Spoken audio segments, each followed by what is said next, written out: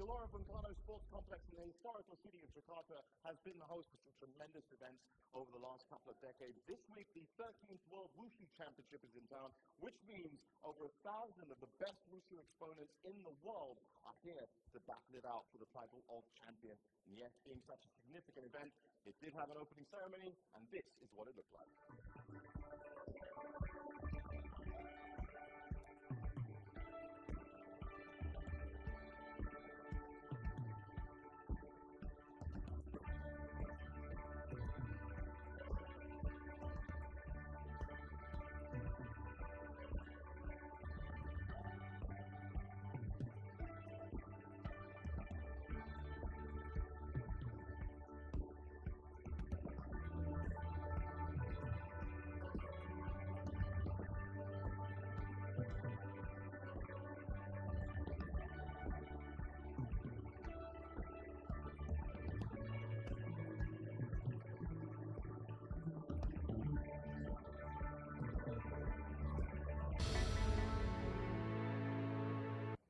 That was last night, but this is Wushu.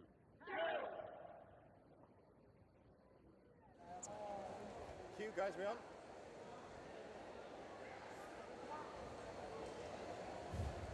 They're preparing to march.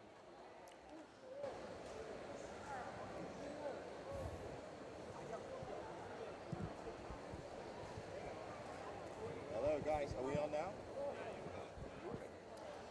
Wherever you are watching in the world, welcome to the 13th World Wushu Championships here in Jakarta. As you just saw before, we've entered the Istora Senayan in the Gelora-Bung Karno Sports Complex. It was a big opening ceremony last night. We'll give you a few details on that. My name's gym.Archive, and sitting next to me in the commentary box, we have Wushu judge, Wushu expert, or Wushu good man, Tony Sims. How are you today? Thanks for joining us. I'm great. Thanks so much, Stevens. It's fantastic to be here with you today. It's an exciting event. This is a great time. It is indeed. The next week, of course, Wushu Championships, if you're familiar with them, then they are split into two types. There is Sanda and there's Taolu, as you just saw on the screen. This is going to be the Sanda tournament taking part on this side, and of course on the other side of the arena for all of these wonderful fans that have joined us for the week will be the Taolu as well. Now, as we were talking about earlier, Tony, it's too much to go all the way into Wushu because it's such an ancient art and there's so much history to it. If you had to separate them, Taolu is the forms, it is individual, Sanda is competitive. Sanda is competitive and unpredictable. You don't know what's going to happen. And the Taolu, it's choreographed forms that people are trying to achieve a certain standard. And in Taolu, you don't know, and Sanda, you don't know what's going to happen. And as you can see there, these are the four classes of Sanda that we're going to be watching on the opening day today. We've got 52 kilograms, 60, 75, and 80. That's not all of the classes. There are about 8. But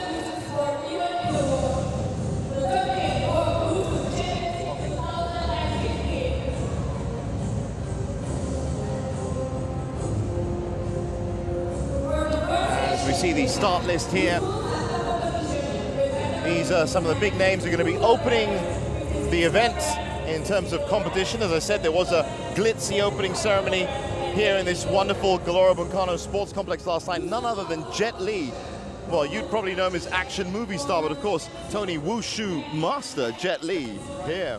Leland J, Wushu champion from a very young age, and actually the ambassador for Wushu, for the International Wushu Federation. I think we're just about to see the referees and officials making their way out. Yes.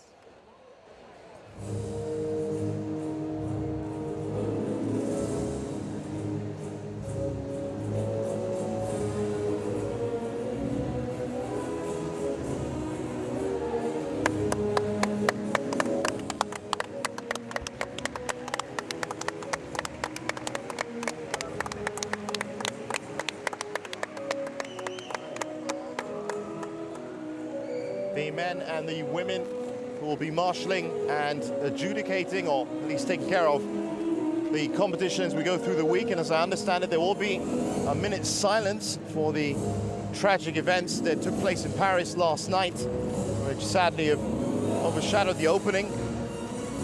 And for those victims, we will be observing a minute's silence.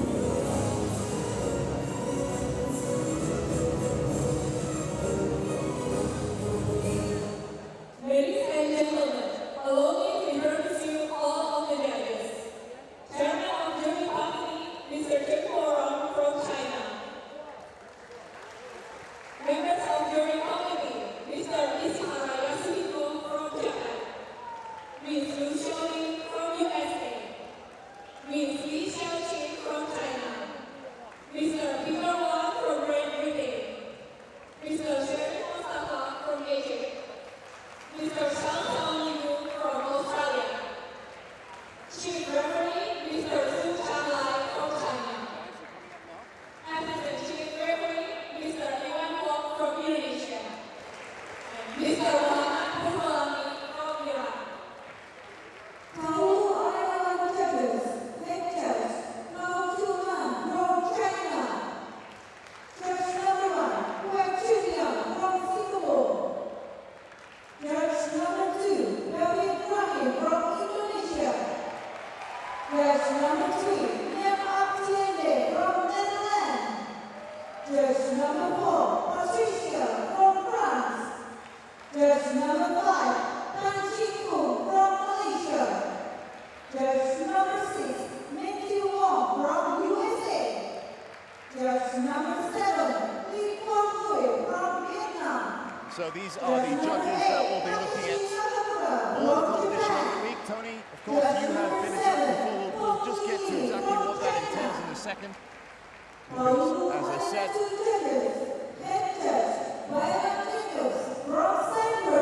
after this, well, it looks like we do have a little more time. So, Tony, you've been as a judge to one of these tournaments, or many of these tournaments before.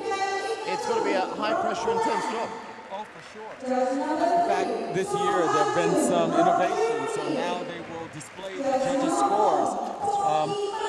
Yep, you were saying each that. judge. So, as for the viewers everywhere around the world, as you'd expect from a judging competition, you'd expect a big score to come at the end.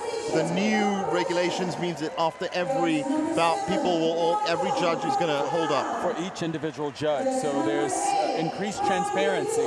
Everyone out there will be able to see how a judge scored. Judging journey is sort of a grueling journey. You know, You've been a fighter, and after yes, you have to take refresher courses often. You have to go back every year for every few years for recertification. Yeah.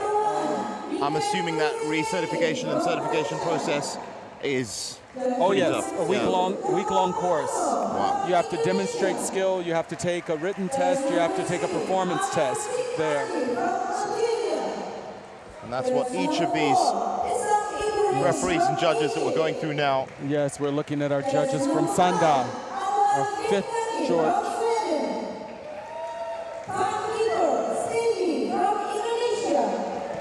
The Sanda judges aligned position around the Leitai, the traditional type of ring.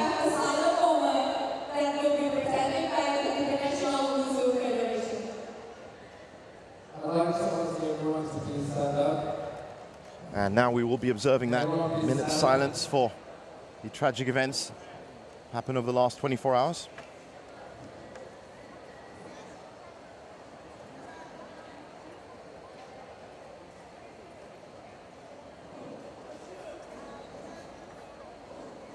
Before we start, we'd like to have a few moments of silence to honor the victims of last night's tragic events in Paris.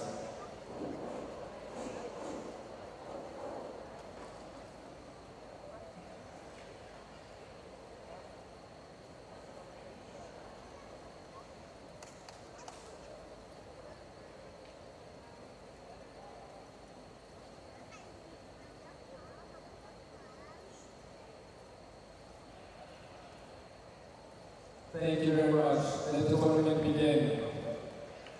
Tragic events indeed that I'm sure most around the world, through the communication and the connectivity of the digital world, have understood about it. Our hopes and prayers go out to all the victims in the Paris tragedy. But as we've just said, the tournament here in Jakarta is about to get underway. I can just see our first fighters coming out onto the Sanda ring. As I said, as we go through the week, Tony's going to be with me and we'll get to the finer points of Sanda and how we can, as best we can, because of course the real point is that these fighters have been training for months now, if not years, to get to this, the highest stage of competition. That's right. This is the World Championships. The adult World Championships are held every 2 years. So for some of them, they've been waiting for a couple of years to get this opportunity. That's our first fighter coming out now, fighting out of India, Uchit Sharma. He's fought in Indian MMA. He's now 25 years old. Sanda category weighs 52 kilograms. In the red side, Malaysia, Wei Longli versus Uchit Sharma in the black side from India. The Our platform judge is from China. The platform judge, of course, working in sync with all of the other, you could say, ring officials, really Lei Thai officials. In red, we have the Malaysian fighter kicking off the 52 kilogram class. That's Lee Wei Lung against India's Uchit Sharma in the red. A very fast fighter, Uchit Sharma. I've seen a couple of his fights. Anything you can point out about these two before we get started? We can always expect with the lighter weight fighters for it to be a very fast and furious fight, and the energy level for the first fight of the championships is always high. So we're underway. Round 1, 2-minute rounds, of course. And I'd like to say standard rules apply in terms of fighting, but of course Sanda, the oldest fighting styles, have pretty much set the rules up for everybody else. First takedown, almost. So here, Jeevan, we have an issue where the platform judge needed to remind them to listen to his calls when he calls for break.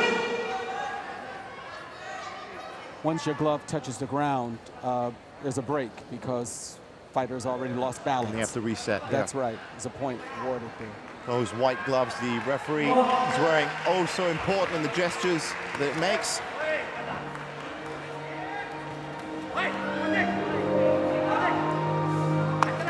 You see those fast roundhouse kicks to the torso. It's 2 points every time he gets. So go through the point system. 2 points for the torso. You're saying kicks. 2 points for the torso. 2 points for all kicks except on the legs. That's right, except to the thigh. The thigh is 1 point each. And punches, of course, 1 point. 1 point, that's correct. And if any fighter gets pushed out of that yellow square, which is the ring, the Lei Thai, or pushed off the platform, then it's a round over. Twice, if they're pushed off twice. Those are the basic that time rules. then Hong Kong going down first, rib. You'll hear the platform referee using the Chinese terminology, Hei Fong for black and Hong Fong for red.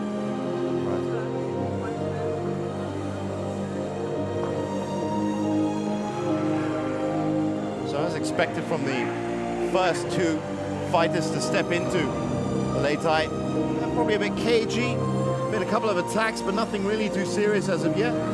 That's right, Jeevan, you're exactly right. You expect this in the first round of the first fight of the competition. You just imagine all those other fighters.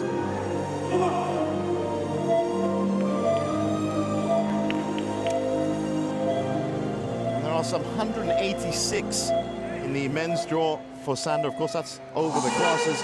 52 or 48, 52, 60, 65, 70, 75, 80, 85, and 90 kilogram classes. And that is the end of the first round. So, as we said, just kind of testing the area. India, winner of the first round. See there, pretty black, convincingly from all the judges, black. And that is that new system you were talking about. That's right. So India takes the first round in the Sanda competition for the week. I'm sure there's so many countries that are taking part this week. I'm sure it's not going to be the only one. But much thinking to do for Malaysia's Lee Wei Lung, bronze medalist in the last World Wushu Championships in his hometown KL. That was in 2013. That minute goes so fast. They're 10 seconds from going back on the Lei Thai now. But you can see just some of the replays there. That's right. And as you were pointing out, Tony, at the beginning, whereas Wushu is so structured in forms, now competitive Sanda is a lot more about reactive. That's right. Reactive fighting. They about touch gloves. It's what you make happen and how you respond to what's happening to you. Sizing each other up here. And then it's Uchit in with the attack. Good push kick. Strong push kick. Well, I have watched him in MMA and he does fancy that kick. His Wushu training has helped him a lot in Indian MMA. Not international yet. Now he's trying to connect some more of those kicks. You see him work the ring, realize he was running out of too position. Close, yeah. Well, great takedown defense. Look at his balance. You got him. Well, the takedown works in the end. That's right. Tried to shift his weight across. That's right. So, Wei Lung coming in with a little more aggression. Both fighters now are a little more toe-to-toe.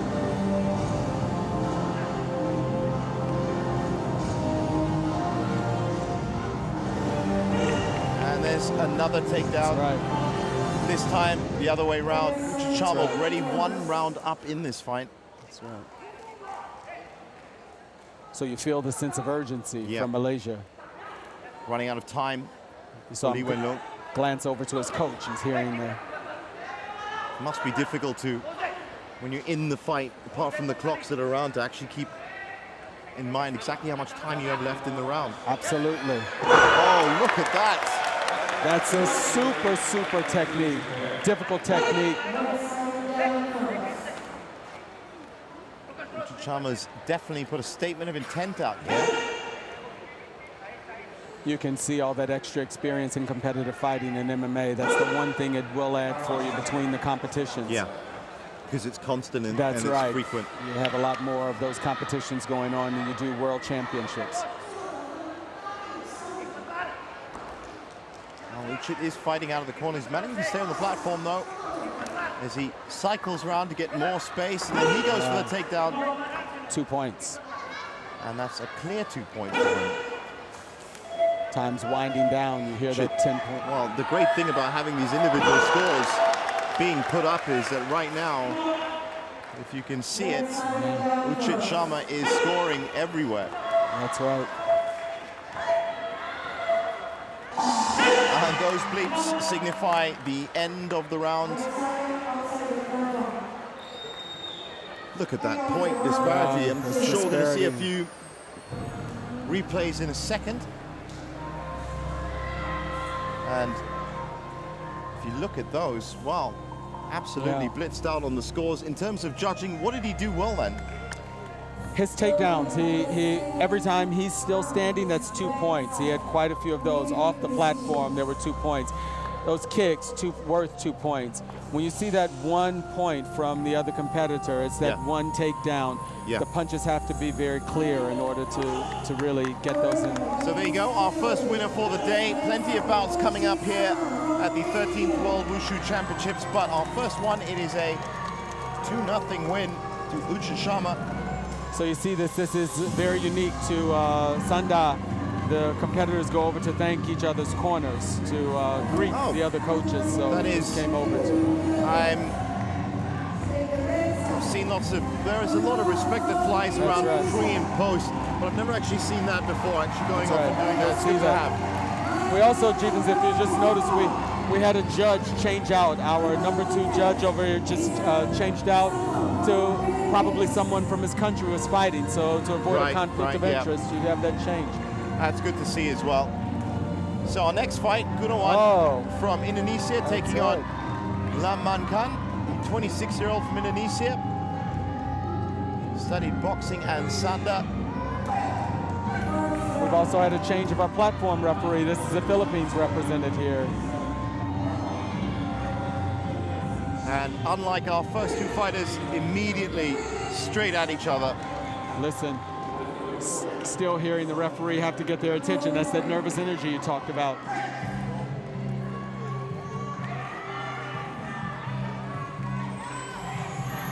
Great. That's it. That's pretty much God, Gunawan off to a great start here. Look at his balance, Jeeves. Look at his balance. The way he lowers his weight, his stance. He's calling a distraction there, his glove. Well, that's put Gunawan in the lead. Look at that balance. And that's his takedown defense. That's really good. You can imagine the pressure in your hometown, your home country, yeah? Of course, our first hometown hero. I think there's going to be, in fact, there's only two. Two will be coming up in this afternoon. Abdul Haris Sofyan in the 60 kilogram will be next. And it's that balance and that refusal to be taken down that's keeping Gunawan ahead at the moment. That's right. And he goes for his own takedown. And loses out that time. Yeah. So you see his competitor really learning to adjust. He knows it's going to be tough to... Both fighters looking for the legs here.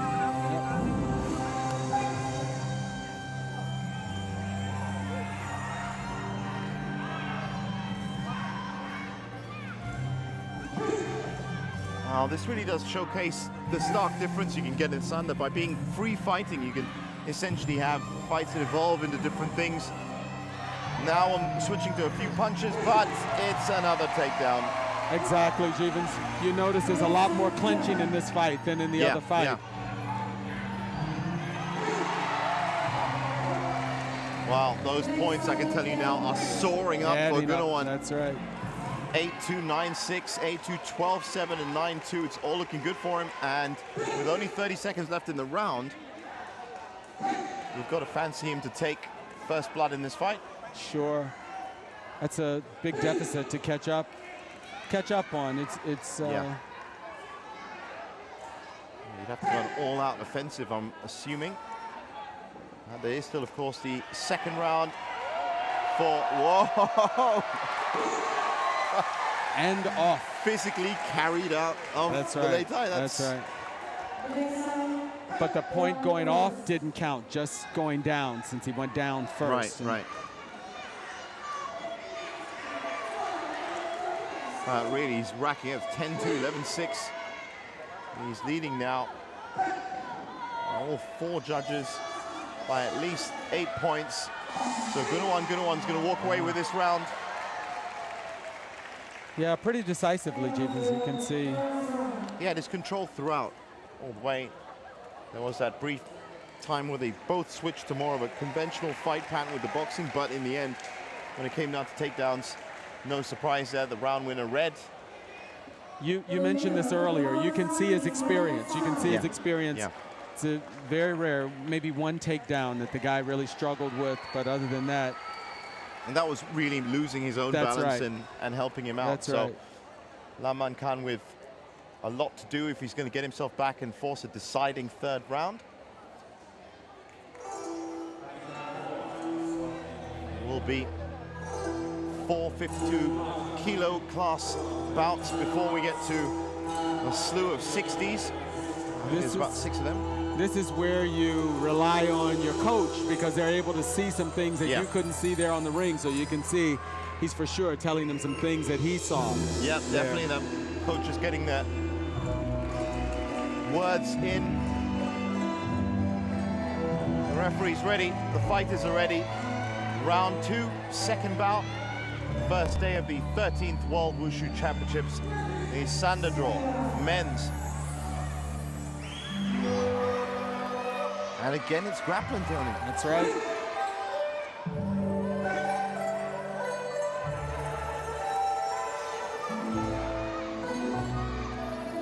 Rapid punches to the head. Right. He does seem, Gunawan, very confident in himself when he gets into these.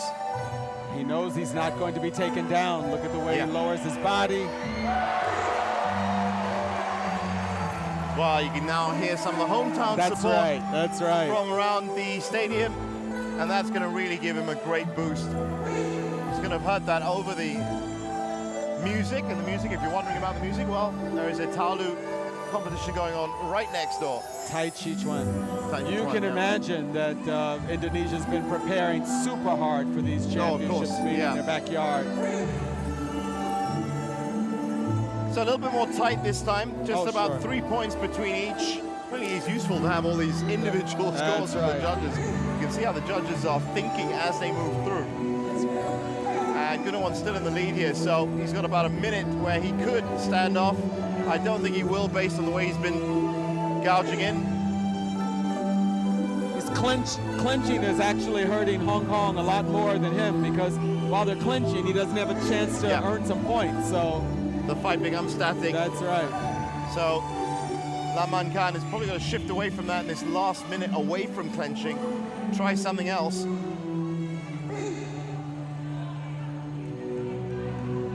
And now time is short for the Hong Kong fighter. There you go. And he's thrown again. Stevens, that's probably one of the reasons he's reluctant to throw his kick. He's worried about getting thrown there. Getting He saw caught, what not happened. just caught, So, but yeah, thrown. If I'm right, the term is shui. that's right. That's Very impressive. good. That's It is impressive. It did come out, but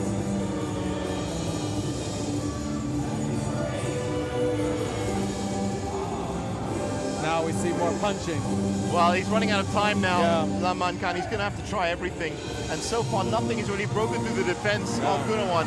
Every time he's lifted his leg, there's been this risk of going down. So And with that fall, I can tell you the scores have gone, well, effectively through the roof with 20 seconds left to go. Oh, sure. And a quick flurry of rabbit punches to the head. again, And another big throw. He's so another comfortable big with throw. those throws. That's right. He's probably that's- looking for a leg to come up. He knows Yeah. he has a throw coming in. Now, that's going to really limit what Yeah, we're down Laman to Khan our can do. 8 seconds left. You can hear the beeps.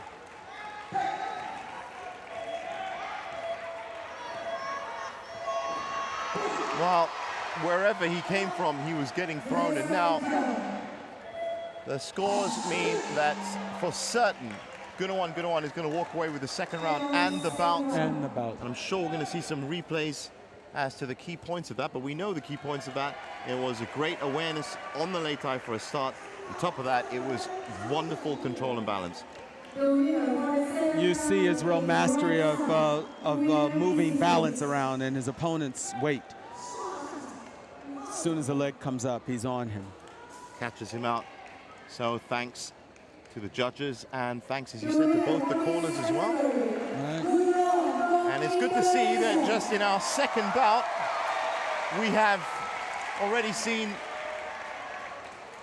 some really close contact fighting. That was a good showing from Gunawan. You heard the crowd go wild. He's still in the running. And if you give me a second, I'll tell you exactly who he'll be fighting as well. As we just introduced our first Filipino fighter, Arnold Mandel, against Shoru Islamov from Uzbekistan. One of the things we talked about, Tony, yesterday was the fact that Russia and Uzbekistan and Kazakhstan have been coming along in terms of wushu. Coming along, really strong fighters. We actually, I have to tell you, Jeevans, we have a change of referee. This is Novita from Indonesia, one of the most experienced platform judges. Look at that, coming out fast and furious from the Philippines, yes. He knows he has to put up a fight for Uzbekistan, Spinning back that's right. kick. Uzbekistan fighting in the black trunks, Philippines fighting in the red. Two colors associated with this Sanda lei tai, and look how fast. That's right. Shoru's coming out. For the scores, I can tell you, is that very balanced at the moment. That's Nothing right. to separate them.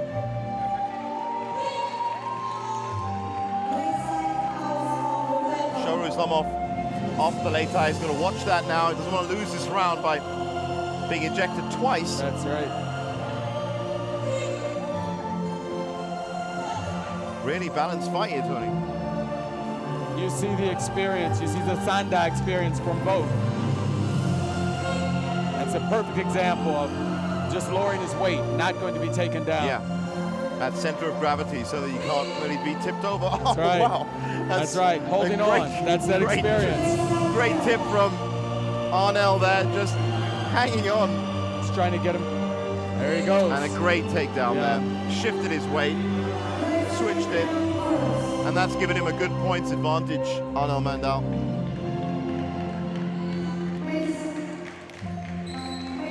So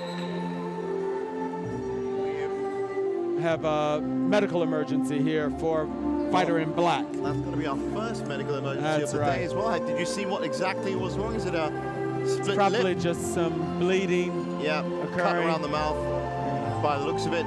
As you can imagine here at the Gelora Bung Karno Sports Complex, one of the biggest sports complex in Jakarta. State-of-the-art medical services on hand, and with such a full contact sport like Wushu, they are literally seconds away. So, Jeevans, this is one of the things that distinguishes Wushu. It's a Sanda sport, so the health and welfare of the competitor is essential here. yeah, So you'll unlike see, MMA. Yeah, unlike, you'll see the safety. So the clock stopped at That's right. 1 minute just to take care of that, and look at the way that Shoru Islamov has come back since that. Now remember, the fighters can't see the scores, but No. they are aware of where they've been in the fight. That's and right. the Uzbek fighter now is looking for a That's takedown. right. He gets countered. That's right. So Arnel Mandel from the Philippines moving into the lead. And with a throw like that, that's got to Round is over. push him over. Yeah, that's taking him through the round. Now, Jeevans, this round still had 40 seconds left to go in the round. That was a lot of fighting that Yeah. we saw there. Yeah. We saw a lot of fighting. And only the third bout of Only, the day as that's well. I right. mean, there are plenty of bouts, and not only that, multi-gold medalist, world champion Muslim Salikov is going to be up right at the end of this as well. Let's have a look at some of the replays. As you can see here, good balance from both. That was that Great double takedown. takedown at the end.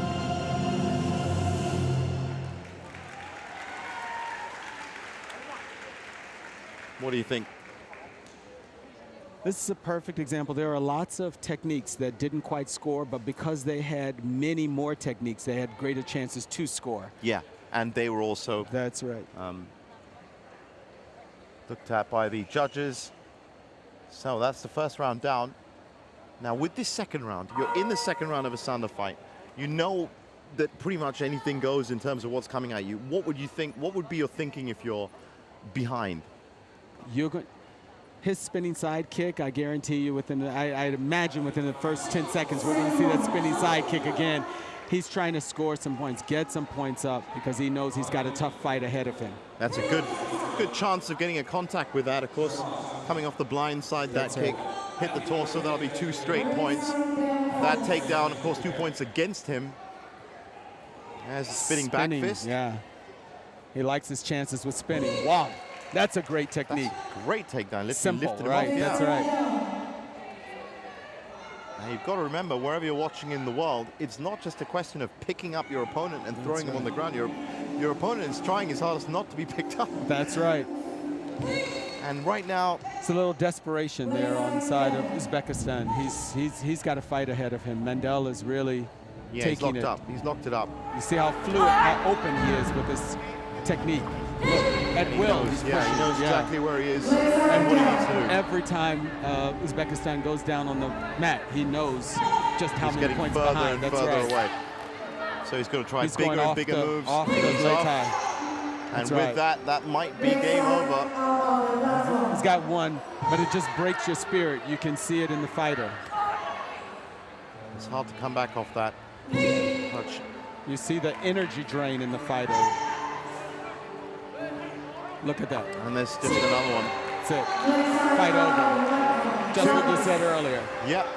2 falls from Malay time means round over. Second round means that the fighter in red, Arnel Mandel from the Philippines, has won his 52-kilo class fight.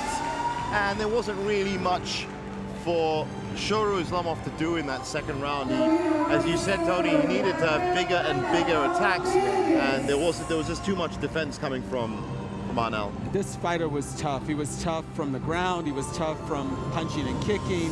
He was strong enough to hang in the fight. His endurance is fine. Yeah. He was ready. So it's a combination of stamina, as we see there. Our next match, and that's going to be Atsushi Tokuno from Japan, taking on Sulaiman Kululu Turabte. Kazakhstan.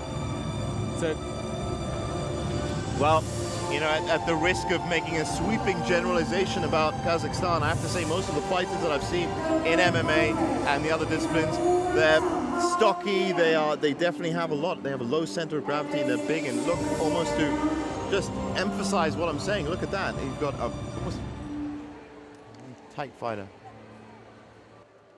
Is this Kazakhstan?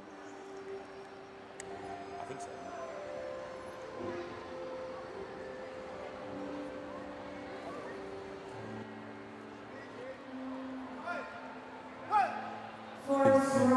So underway, Japan taking on Kazakhstan. Athlete number 10, final score 8.21.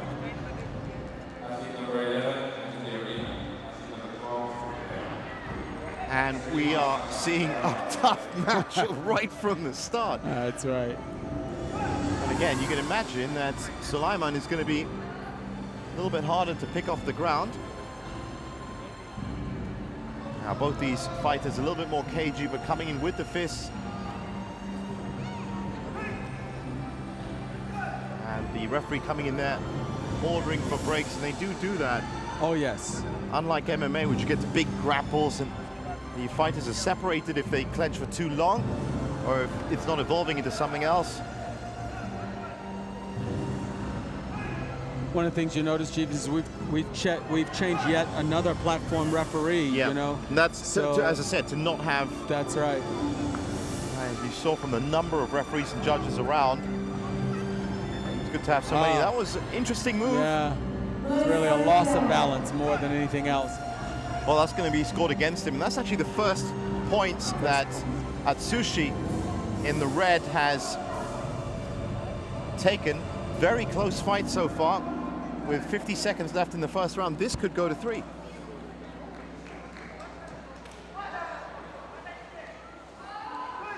Yeah. So far, not a lot of clean technique that we see, so it's not a high-scoring match. Yeah. Well, that's going to be counted. No. No? When you're still holding on to the opponent, if they go off, that's why you'll see that struggle to hold on to something, even if it's just a glove. Well, we saw from Arnel Mendel in the last bout that he literally was still in the ring, refused to go down. And that is the real difference. A lot of people have compared Sanda with Muay Thai and kickboxing. There are some styles in it, but it's that grappling and the difference in it, and the switch to boxing in the middle of rounds as well that can really make a difference. So with 14 seconds left in this round, it is still, believe it or not, just a point or two between each of these fighters. Now with that takedown, it's just gone up to 3. And now we well, that should balance it up. Yeah. Except that Black lost his balance also, so he almost had that 2 points back. Well, they're really trying to use every single iota of force that they have to chuck each other out the late at the moment. This is an example when you compare some of the fights we've seen already and the clarity of technique and the speed that we saw in the earlier fight. Here, the low scores really represent how they've struggled to get some technique out that would really it is, you were saying earlier, you were saying just earlier in the program as well, I mean, the difference between Wushu being a sport and mixed martial arts being a brawl, if you get bigger, one thing that does really emphasize the fact it's a sport is scoring. Sure. And if there's attack, if there's defense, and there's static, then there are different scoring patterns and you can go with it. You get all out, still get really high. But this is a very close bout so far. And if both fighters come out in the second and do the same, we might see our first deciding round. Absolutely, Jibbins. One of the things that makes it challenging here in Sanda is that there are only certain scoring areas that you can attack and earn points, and there are prohibited techniques. So you really do have that challenge of...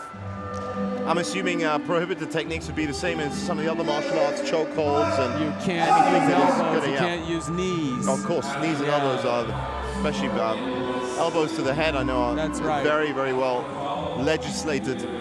And so they should be. As you said, it really does push the sport out. And as predicted, both fighters in at it again. That's right.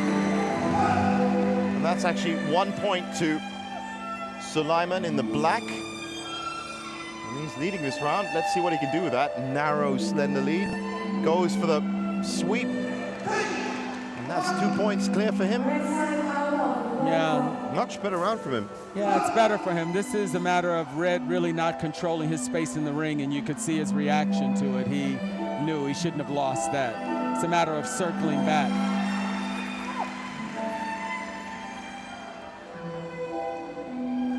A little more boxing from each fighter. Not a lot of kicks, if you notice. I know, since the beginning I was going to say that, but really one of the things I've seen about Sanda has been the fact he can elevate from a kick-based fight to a grapple fight into a straight-up boxing fight, but always with that control and stance and position. Absolutely. To make sure you can't get thrown. It's some of our best fighters we'll see able to fight down and up, legs and hands together. 3 zones maybe, low, mid, high? Low, mid, high, because the thigh is the lowest that you can go, but your torso is right there, and then the head.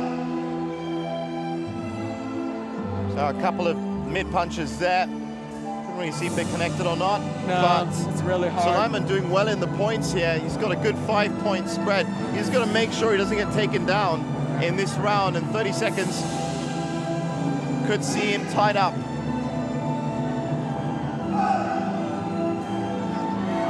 Most of his points coming from punches. You see the... Yep. Quick hands. Yep.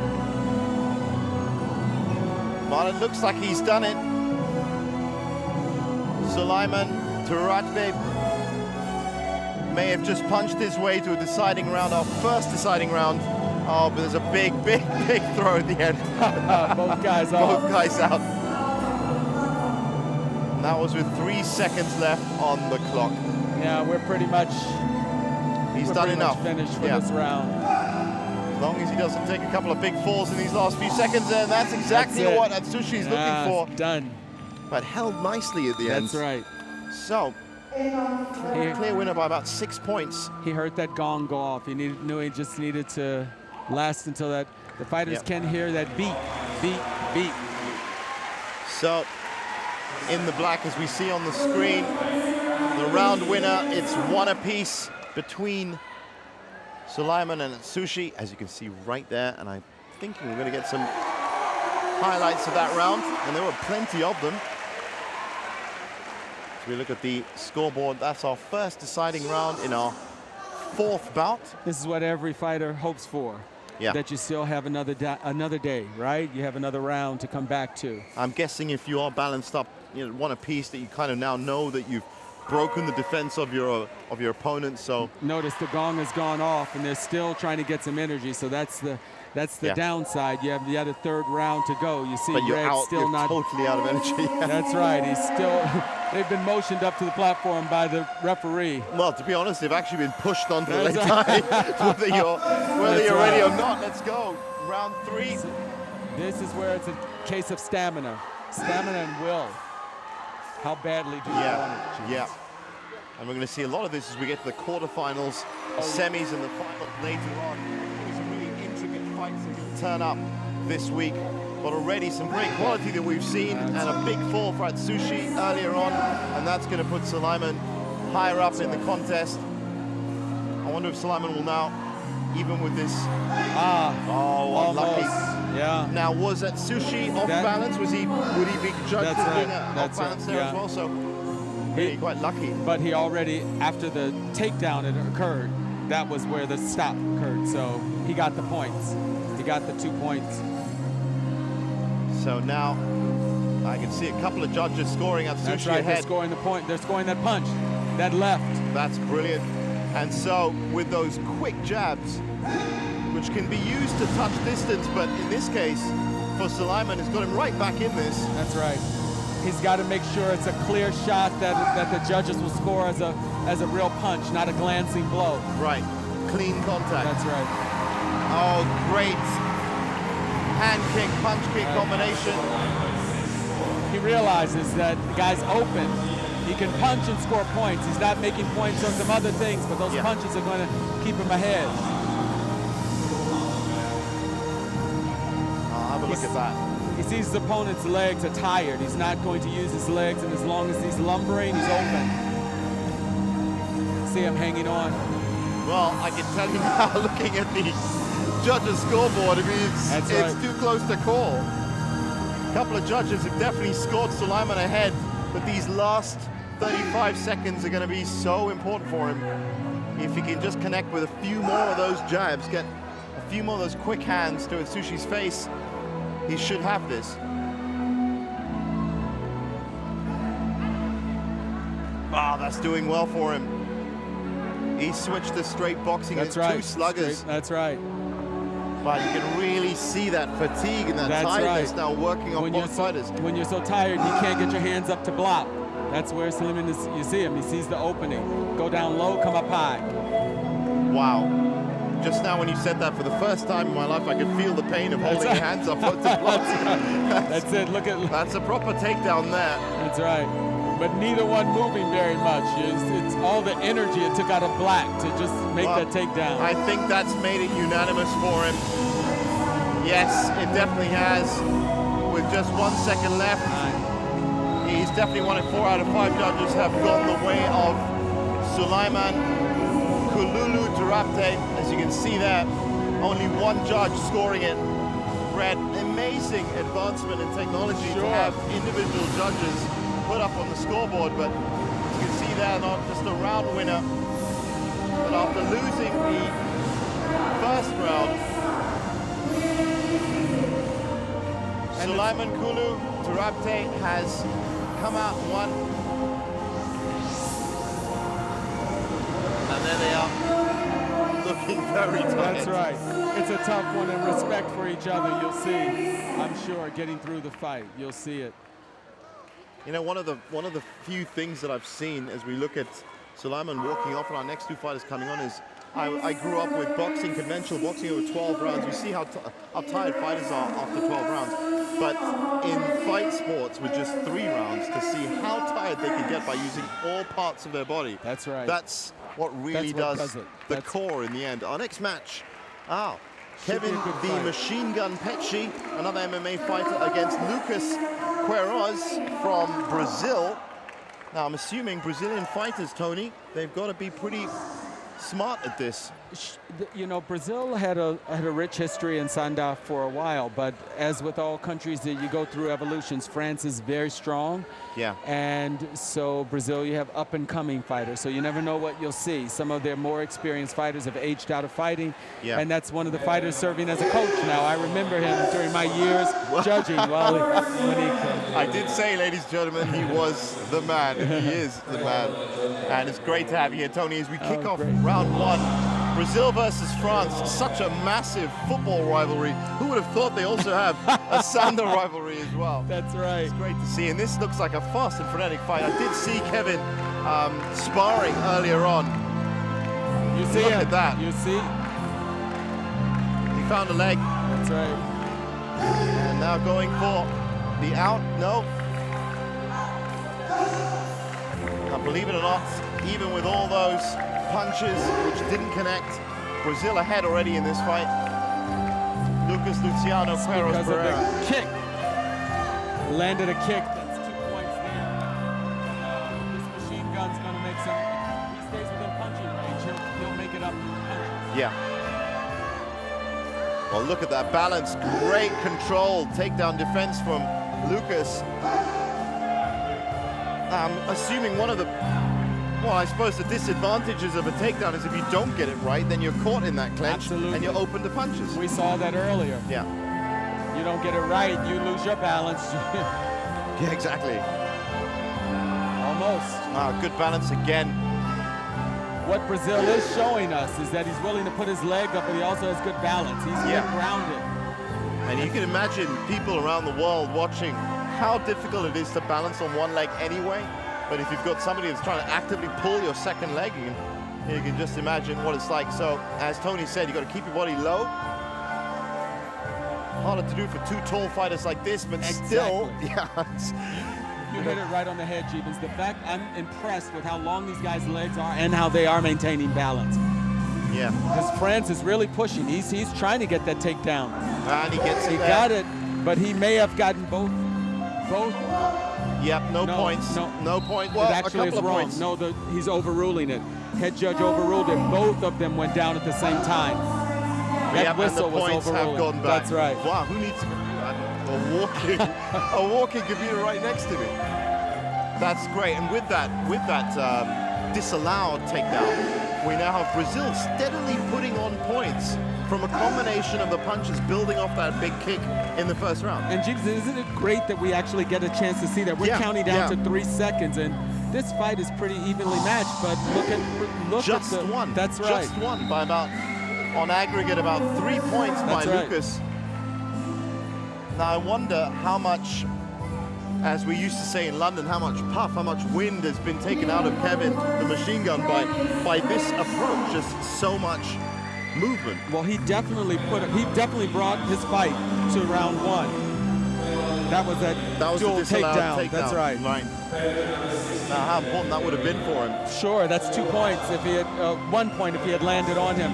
But you can be sure that France is a strong country. He's going to come back with a vengeance for this round. As to continue on my image, the football fans around the world right now are saying Brazil 1-0 France.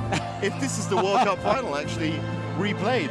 So let's see if France can get back into it. And as you said, this second round is all about the coaches. It's all about them coming in. They haven't got 12 rounds like a boxing match to really marshal themselves. They've got 1 round. He's got another 2 minutes, including breaks. That's it.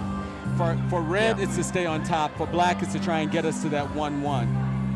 And now you'd expect, I'm thinking, a lot more punches, but contact punches to come through if you can start rattling off those points. And there he comes, straight out the blocks, Kevin Petici.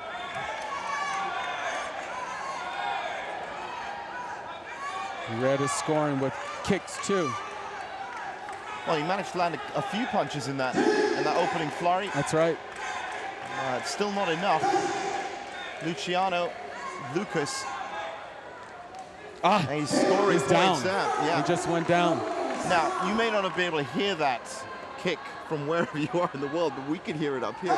We're about 30 feet away. We still saw that took the pivot of momentum out of the equation. So, big points for Brazil. And now, Kevin Petici coming back. He's looking tired. A little more clenching.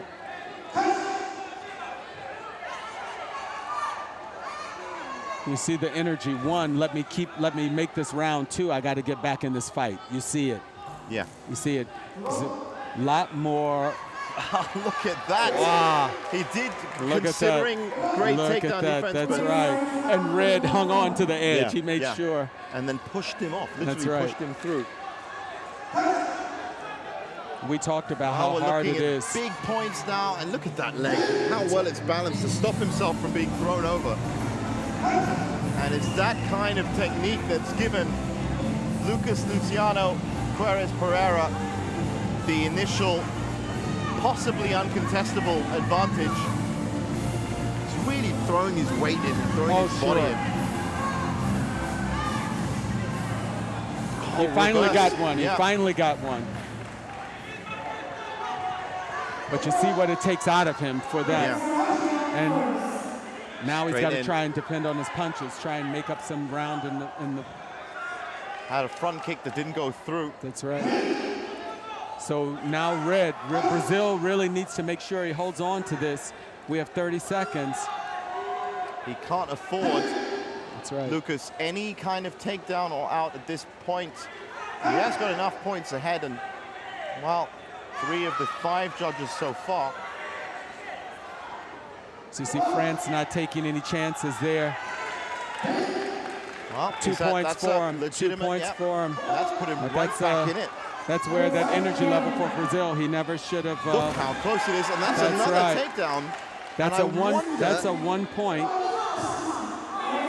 Well, it's too close to call now with 14 seconds left. And Kevin Petici knows he's close. Both down. That's a double now takedown. Now we're into both sides down. We're into 8 seconds. This is a fight, Jesus. This is the final move that's going to make a difference. Look at that.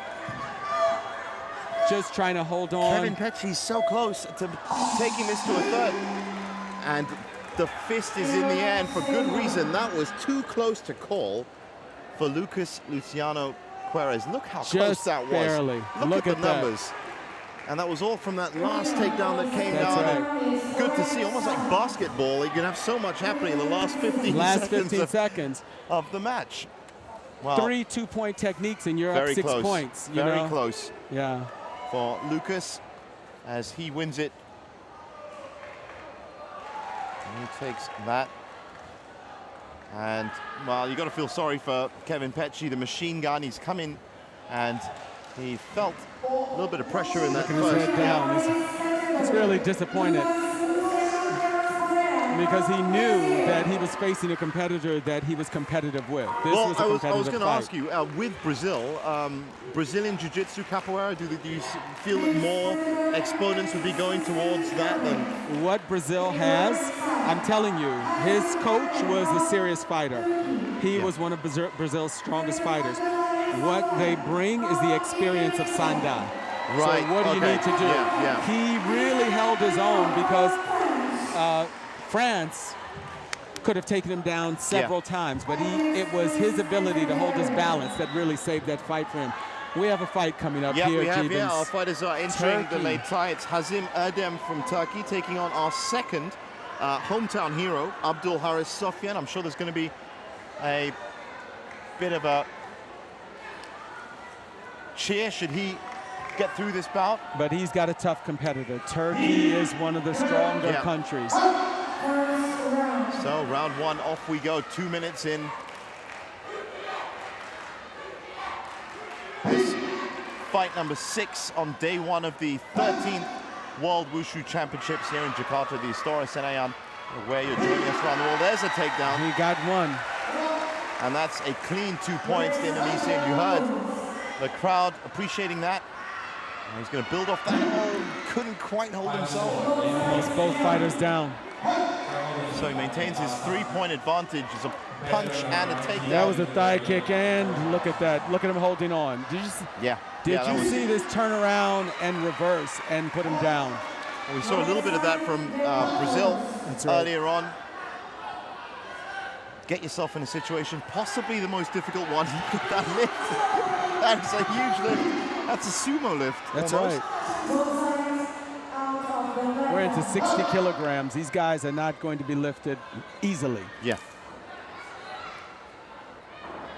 Wow, the punch turns into a clench, and you have good points advantage being engineered here by Indonesia. Good combination of takedown and punches. And there's that great balance again. That's right. You mentioned this. A lot of these fighters realized they needed to train in Shui Jiao in order to fight Sanda. Right, Shui Jiao is one of the disciplines within Sanda. It's the throwing or the grappling.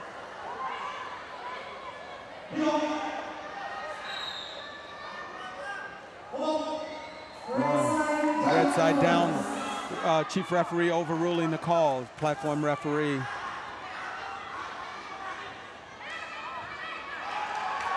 Wow, look at that. He tries to take him down from the back. He ends up shifting his weight, pulling him down anyway, and these takedowns are doing Indonesia really well. Abdul Haris Sofyan now 3 points ahead at least. Wow, he's looking like almost 5-6 points ahead for each of the judges. It's looking unanimous that this round, is going to go to the Indonesian. There's another takedown. It's going to get him even further. 30 seconds left on the clock.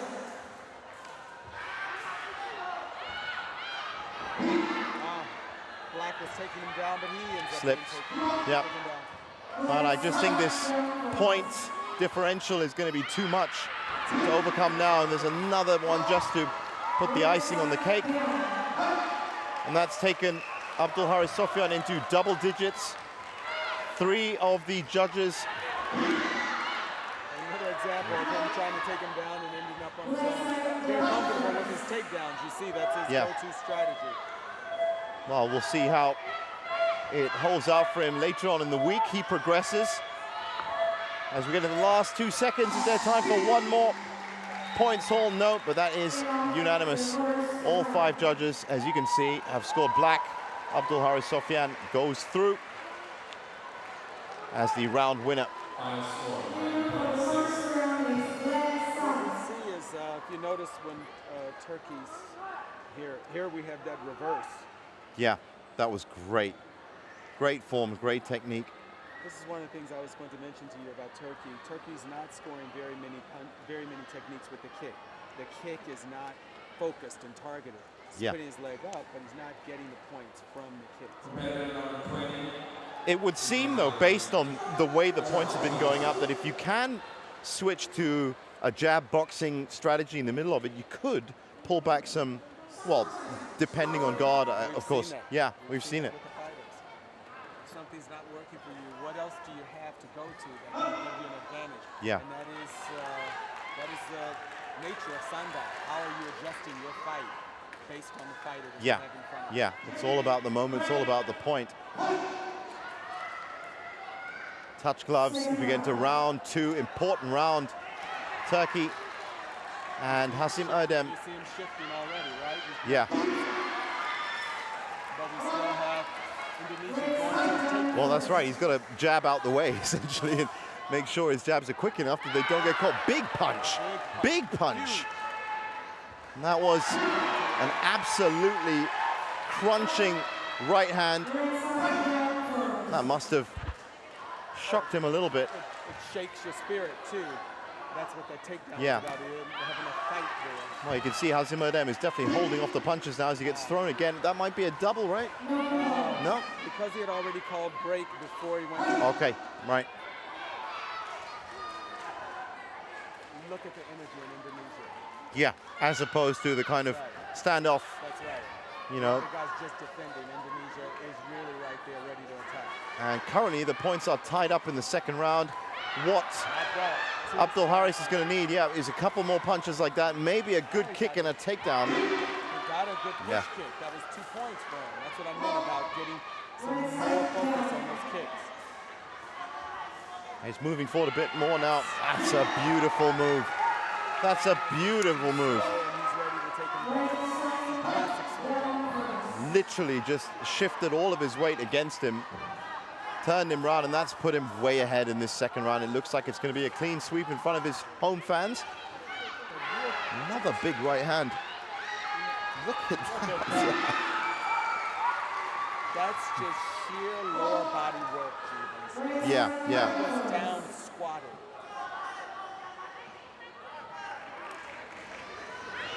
And there's another one. He paid for a kick that was too loose, right? That kick was way down to his thigh. Yeah. Grabbed. And slow as well. That's and right. It was caught out, picked out the app. Sanda makes you pay when your legs are not fast. Yeah, well, pretty much if everything. If you have to be in ideal state of mind. Look at one of the judges has literally clean sweeped this towards Abdul Haris Sofyan. It's our number one judge. 12-0, yeah, number one judge. And he's throwing him out 2 now. points more, so you'll see the discrepancy growing. That is a massive point differential for Hasim Erdem to even try and combat now. That's right, Jeevons. You can't come back from a 13, 14 point differential with 8 seconds left. There's the beeps into the last 10 seconds. And it is a resounding victory in round 2, which is going to give him the bout as well. That our 6th bout today. And a happy home audience, G. Happy home audience. Happy home audience. And that means that both our Indonesian competitors that are fighting today have already come up with home wins, and they'll be featuring in the next round. What we can take away is that this Turkish fighter will have a chance to look back at this and learn from this fight. Oh, well, we just saw some of the replays. Exactly what you were saying. So, Abdul Haris Sofyan, and there's the cheer from the fans here in Jakarta. Well done. So we had Uchit Sharma, who came out with a big win over Lee Wei Lung from Malaysia. Gunawan then came out and he won his bout from Lam Man Khan. Mandel, Philippines. Yeah, Anil Mandel was the victor over Shoru Islamov. And then it was Kazakhstan. Yep, Sulaiman Kulu Kazakhstan over Japan. Turat Bey that beat Atsushi Tokuno. That was followed by the classic Brazil-France They're probably celebrating right now, actually, in Brazil. Lucas Luciano over Kevin Petchy. And bout number 6, the Turkish fighter Hazimuddin. What a sensational roll onto the Leitai, which I'm going to have to stop there. Is that Algeria rolling I think on? that is, yes, Jajil Atmane in the black and Francisco Solis from the Philippines in the red. I wonder if that... So often you see fighters come in with these huge bravado entrances and they leave being carried off by their friends. That's right. That's a little bit to psych out your opponent, but if Philippines is any depth to their team, we've seen they're strong fighters, right? Wow, look at that. Algeria with a big fall. That's a balance loss there as well as strong punches. Algeria has some strong punches, but Philippines is ready. And we've seen some strong punches from the 60-kilogram category. A couple of 60 kilograms coming up after this, but that big fall for Algeria has meant that Francisco Solis has taken an early advantage in terms of the points. All he has to do is hold on to this round. That's right. We still have a ways to go. These guys are looking for a knockout if they can get one. You see how heavy these punches are being thrown. Right. Yeah, we have already seen some big punches. That was a back spinning fist back fist. Look at that. Algeria's really going Great out. combination. Well, trying his best right now, Jalil Atmane, to get back in to the points, and those punches going to help. It's a second slip, loss of balance. But against a lesser fighter, Algeria might have won this fight already. Its punches are heavy. Yeah. Just shows you how strong and prepared the Philippines is. Look at how solid their stance is from punching. Absolutely great connection, and that has really put Francisco ahead here. Jalil's going to need something big. Look at that push kick, 2 points. Front kick, definitely. You can that from distance well. He had a roundhouse, but it was caught. It was a misjudged roundhouse. That's it.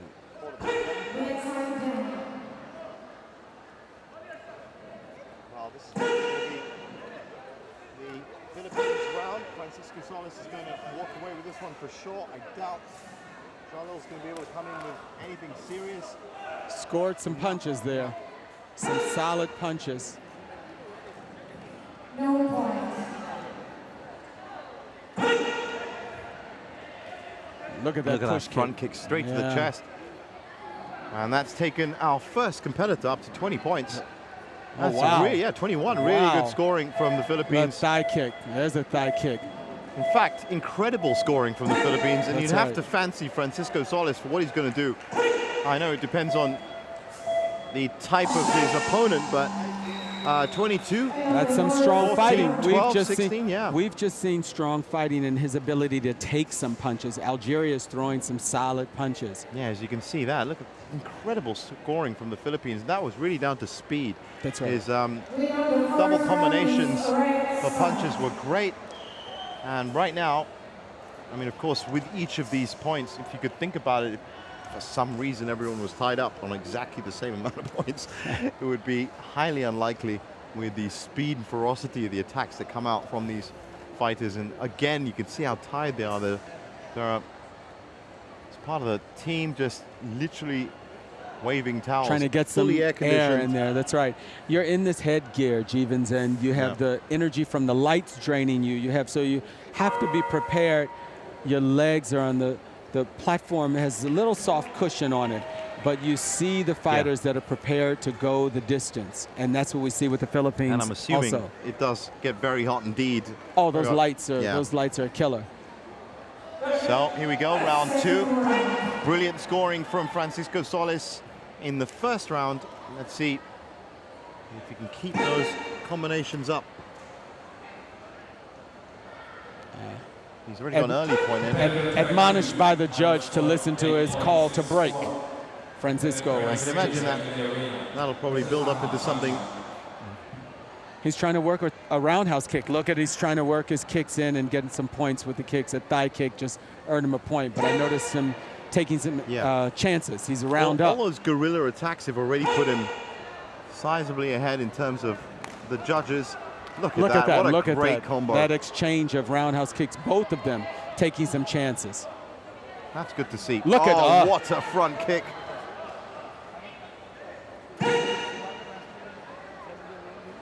As a front kick worthy of the movie 300, that was. Look at the flurry of three punches. He just rattled off 3 punches there. Well, it's really been the speed of Francisco that's taken him here. He manages to get a good combo of punches in.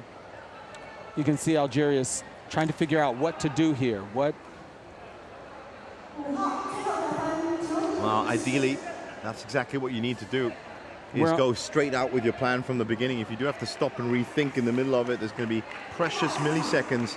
Look at how many seconds has gone between any exchange here. Yeah.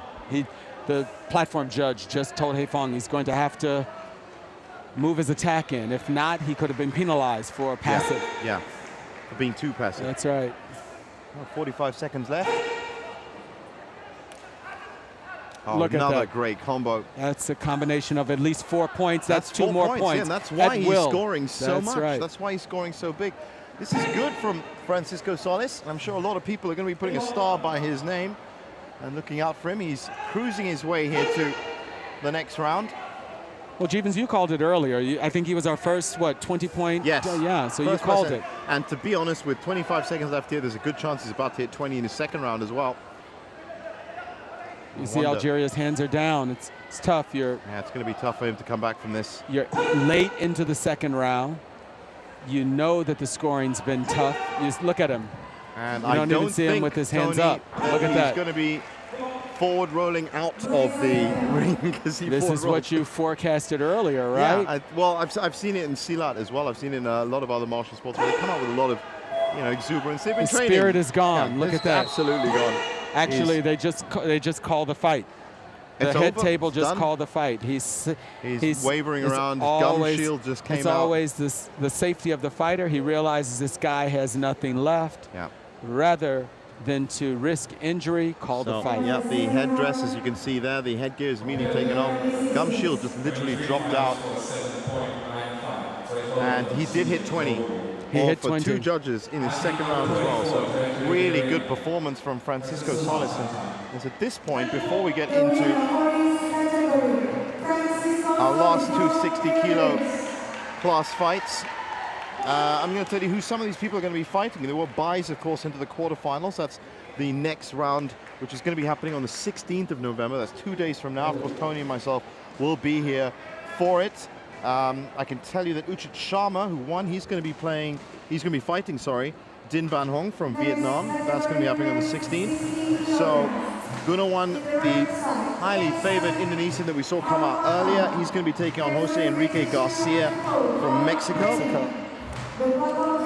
Arnel Mandal will now face Chan Yon-hwa from Macau.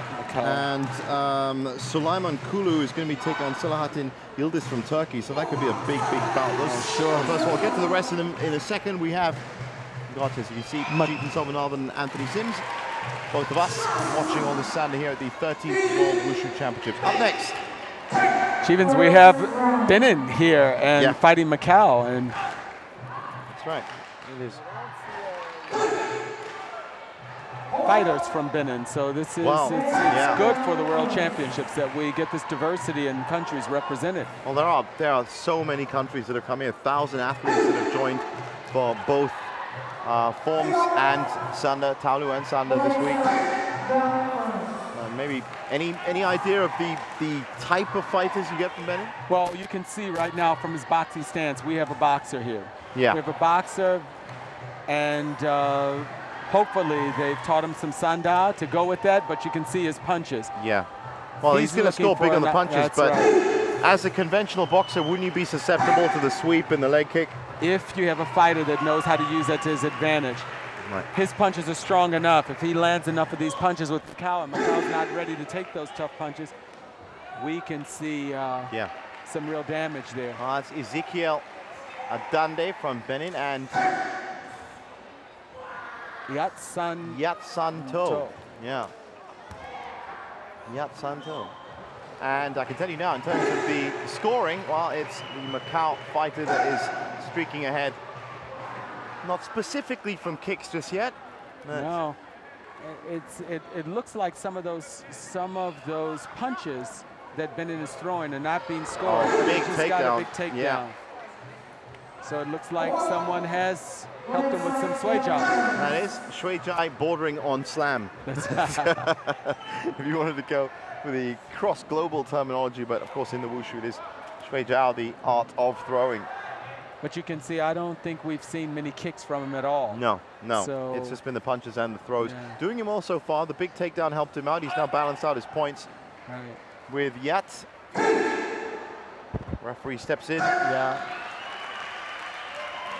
Balanced fight so far. It's just Judge Right. 4 I can see is scoring a bit higher There's a than little the bit other of a judges. roundhouse Yep. kick, a little bit of a push kick.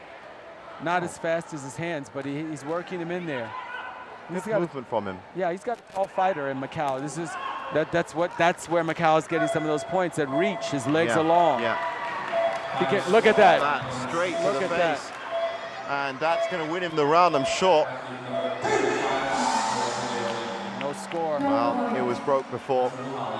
So just to give a contrast, we just went through a round where no higher than a 9, right? We just Yeah, saw a fight yeah. where we're up to 20. Well, exactly. And that was the wonderful kick-punch combinations of Yeah. Francisco Solis.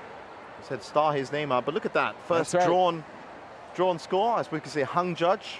Yeah. Right in the middle. That's beautifully symmetrical up there. Red and black, but in the end it goes to, of course, red. So, looking good so far. Black's probably trying to figure out, what do I do? How do I get in? I'm a stronger Yeah. puncher as he is. Where am I not getting ahead on points? And this is where the strategy around Sanda. Macau has been there. They're in the Asian Championships. He's using his leg to his advantage to get some of those points, easy points with his kick. He stays out of punching range with Black, and we don't get the punches. Yeah. And now, of course, being a round down, maybe we'll see him. We did see a little bit of throwing from him in the first round. Let's see where he can go. He's going to have to Open up. His go-to is punches. If he threw 100 punches, I imagine he'll try and be a little bit more strategic instead of just throwing 200. But Macau Yeah. has good punches and good reach. Yeah, and the kicks as well. So, well, there's the big throw again. There's Well, that one. was literally the pickup slam. That's a 2. And that settled him down. A straight 2 from all the judges. Couldn't get more clean cut than that. He got a punch in there. Yeah, he's So got gave moving him around, one. so that's extra point. Much better marshaled play from Ezekiel. So we see that Macau has just shown you how you get some points back with the easy thigh kick there. Yeah, kind of the counter kick. That's right. There's That's a a roundhouse big kick. kick to That's give gotta him be 2 two, punches. yeah. That was his strategy from the first round. Much closer round now. Much, much closer round. And Ezekiel starting to use his legs a little bit. That's right. He realizes he's got to get some of those points. Probably You can a tell bit it's too- not a comfortable technique for him. Yeah, it's not his Right. natural fight style. He wants to pick him up and slam him again. That's what I think he wants to do and get some punches in there. See a thigh kick. There's another roundhouse kick, couple punches. Well, a couple of them connected. He's now balanced on 3. He's going to look for the big ring He's out. gonna He hold is. on. No. That was just almost made it. So that's 2 punches Yep, for yep. And that really has brought him up 2 points, yeah. almost level with Yat Santo. The thing about it is he can get that back. One roundhouse kick to the torso gets him that push off back. Yeah, the spinning. He almost got back it. kick. Wow. That's another takedown that's going to That's do him right. well. That's right. I don't know if it's going to be enough, as Yat has been pounding away with the punches.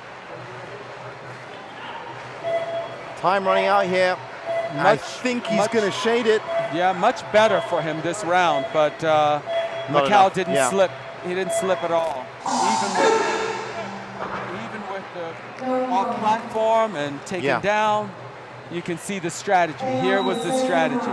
Well, that was well done, and very close round for Macau to win, as you can see there. He may have got 4 of the judges on, but it wasn't that much Yeah. to... Now judge number 2 scored it for Benin.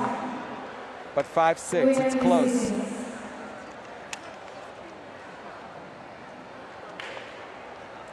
Well, so many fighters, as I said, 186 in total throughout Sanda in the 60 kilogram. 28 fighters will be getting the rest of them throughout the week, as Yatsanto is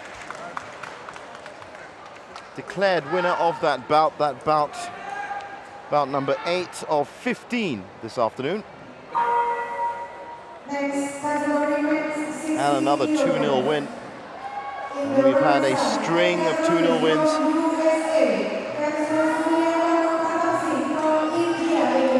As you heard, Edgar Ruiz from the US taking on Surya Singh from India, our second Indian fighter about to step on there is Edgar Ruiz in the red, Surya Singh in the black. Coming after this, I can tell you, it's medal time. We've got the last world champion for 2013, Ali Makhmadov. He's coming on in the 60 kilogram. Of course, Muslim Salikov still to come later on as well. High action here on the first day of fights at the 13th WWC Wushu World Championships out of Jakarta, Indonesia. So we quite a slight delay. Yeah, a little bit of a technical delay with the equipment. Chief referee, one of his primary duties is, unless they're sure that all the technology is ready, up, and that's got to be for the fighters who just jumped onto the late tie. That's got to be a bit jarring. It's got to be like false start in F1 maybe.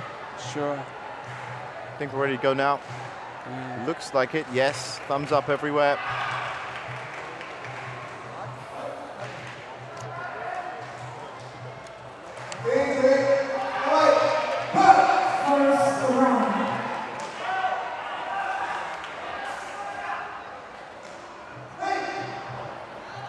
There's US down 1 already. This fighter from India is really ready to move on USA. Yeah.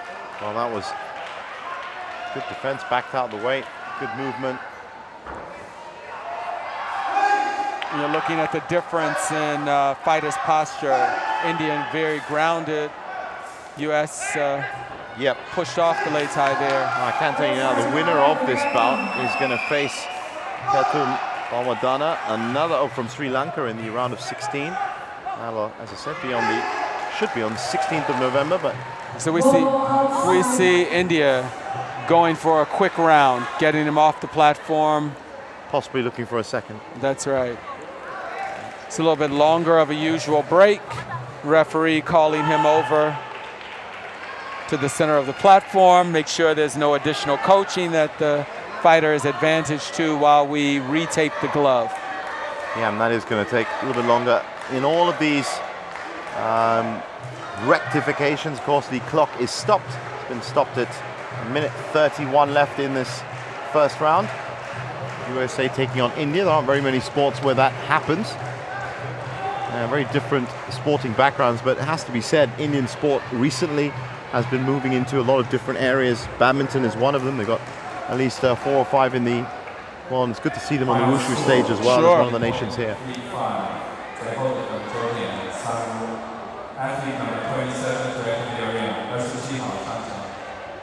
Now, of course, if anyone is watching around the world and thinking, well, hold on, this is not quite like the martial arts movie that I watched last night. Well, it is the end result of competitive Sanda has evolved into what we see now, and is essentially sits on top of all the other styles. That's exactly the case. That's exactly it. So the central core points of those styles in terms of balance, in terms of structure, movement forward, have all been combined into quite a beautiful art form, it has to be said. This is the martial of the martial art. This is the martial. It is the daddy That's of right. the martial arts.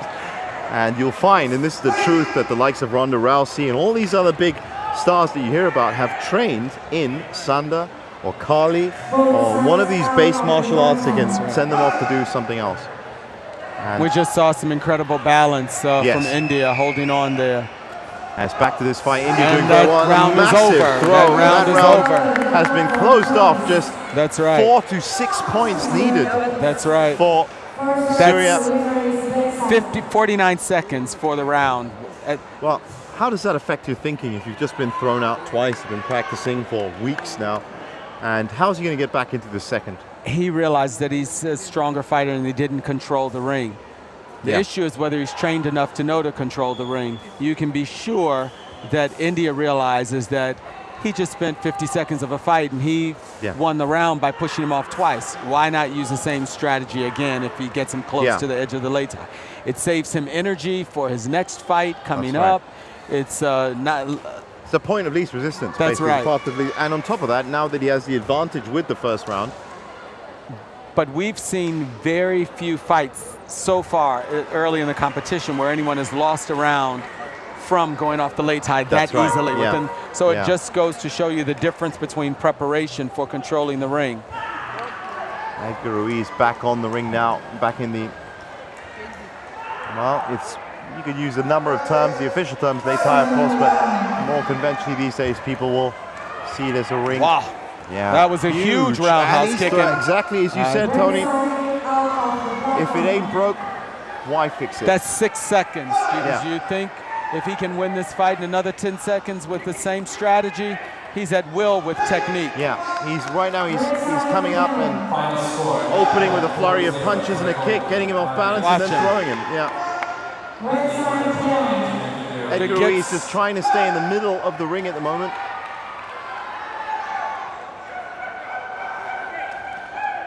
Everything going for you saw him. That round is over. That round is over. So is the bout. Double round, but if you look at the points, he was way ahead anyway. Way ahead. Absolutely way ahead.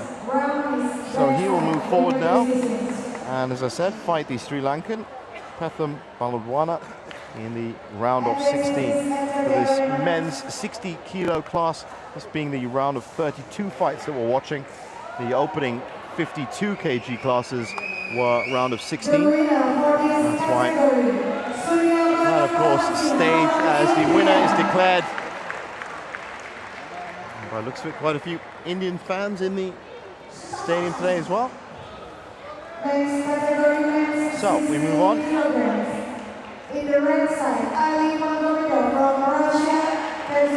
And here he is,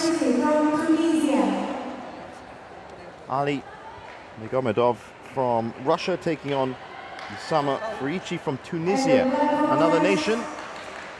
I've never really heard about fighting arts out of Tunisia. Sure. But Tunisia's been in world competition for a bit, so they know what to expect, and they certainly know if you're fighting someone from Russia, you're in for a strong fight. Well, in the 60 kilo class at the 2013 Wushu Championships, Ali Nigomedov from Russia beat out Van Van Chong from Vietnam to win the gold.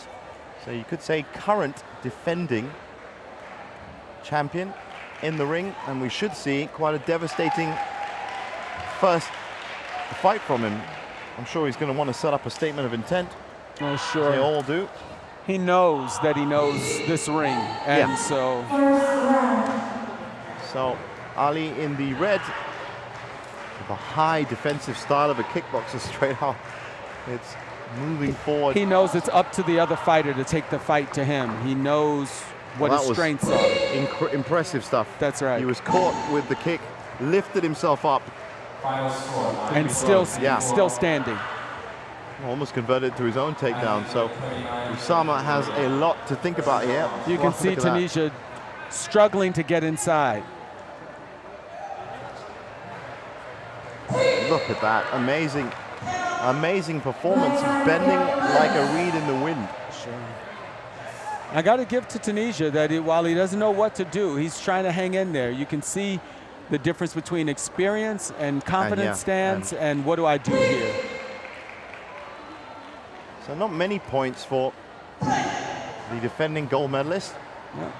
Just admonished by the platform referee. That was just a textbook takedown. Admonished for clinching. What does he respond with? A takedown. Yeah, immediately, and then a good kick as well. Straight, clean points. Look at his position and how he's created distance between he and the fighter, he and Tunisia.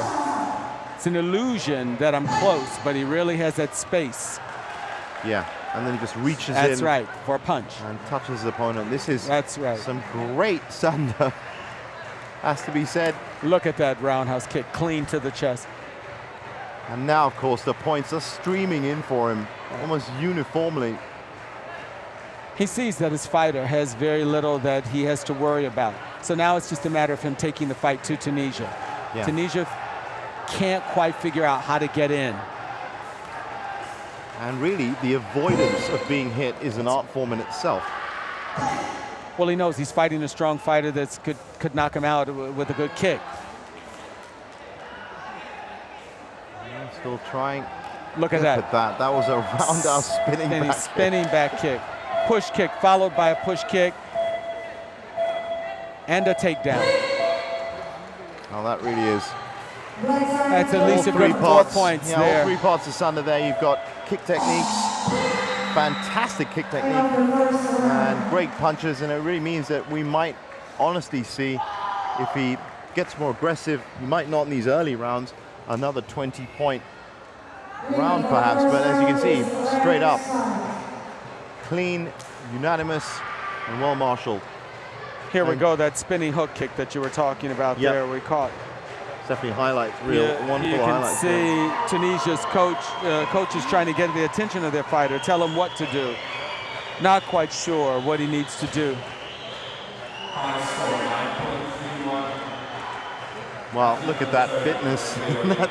That's the fitness, and you can tell a world champion generally bounces around whatever state of the night it is, whereas on the other side, you've got towels, and you've got, how are you feeling? Here's a little bit of water because you just took a pipeline. pounding. Yeah. Russia has a pipeline,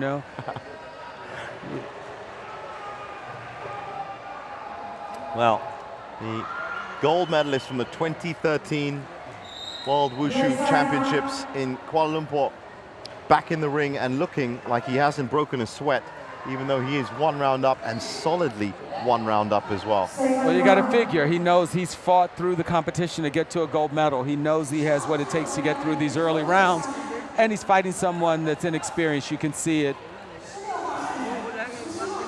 Whole posture is defensive now. He's just trying to stay up there.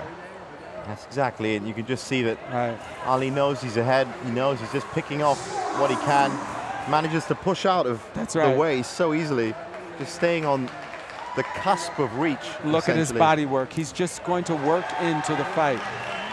There's the trip. Nope. And he's fighting a taller fighter. Has greater reach. Yeah. He's actually reaching in, but I like the way when he does get in the clench, he immediately shifts the weight of that clench left or right so that he has the option for the shui there.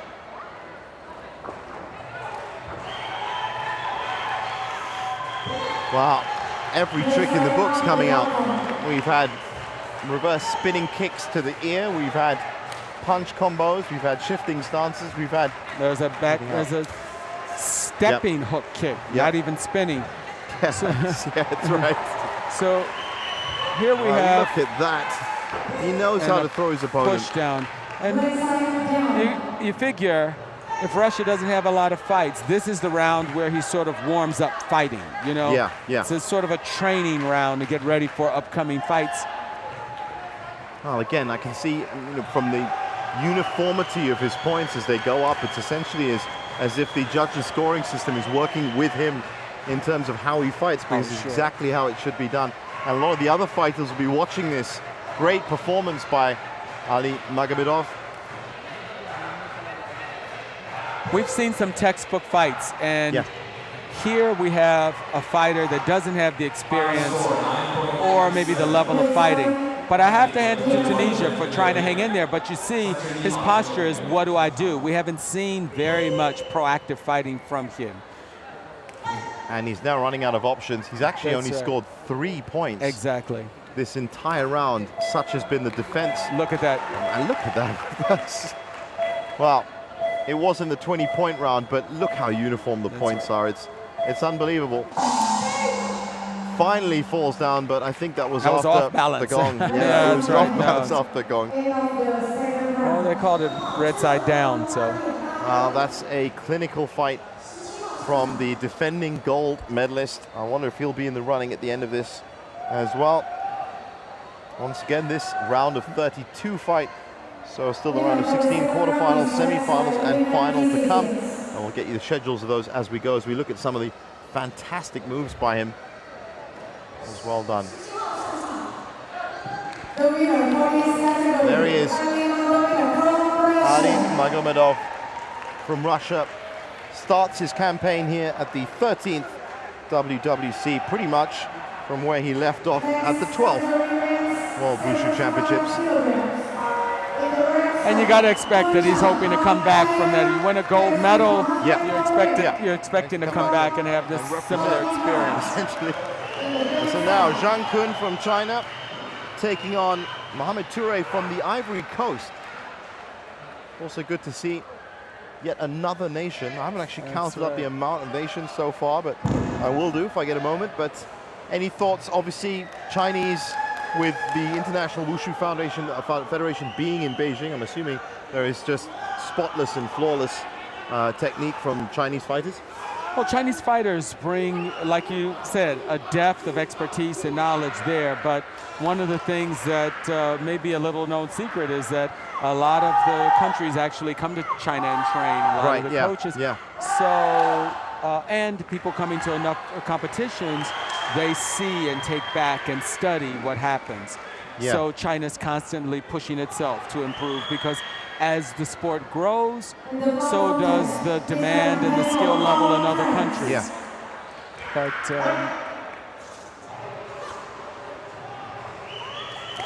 here you see also one of the few times where you see a woman judge for a male, woman coach for male Sanda. Shows you the depth in China. I was actually making a personal note as to women judges and coaches around. Beginning the women's draw, obviously, that'll be, I'm assuming, starting tomorrow. But I think this is China showing us one of our first assistant coaches. Well, let's see how Zhang Kun does here against Mohamed Toure. We have another boxer here from... none of those were scored. That should be. No, still no points on the board. Yeah, you see a lack of precision with the kicks. He's getting his leg up there, but there's a lack of precision, and there you go, China controlling the ring. So a clean 2 points from all 5 judges there.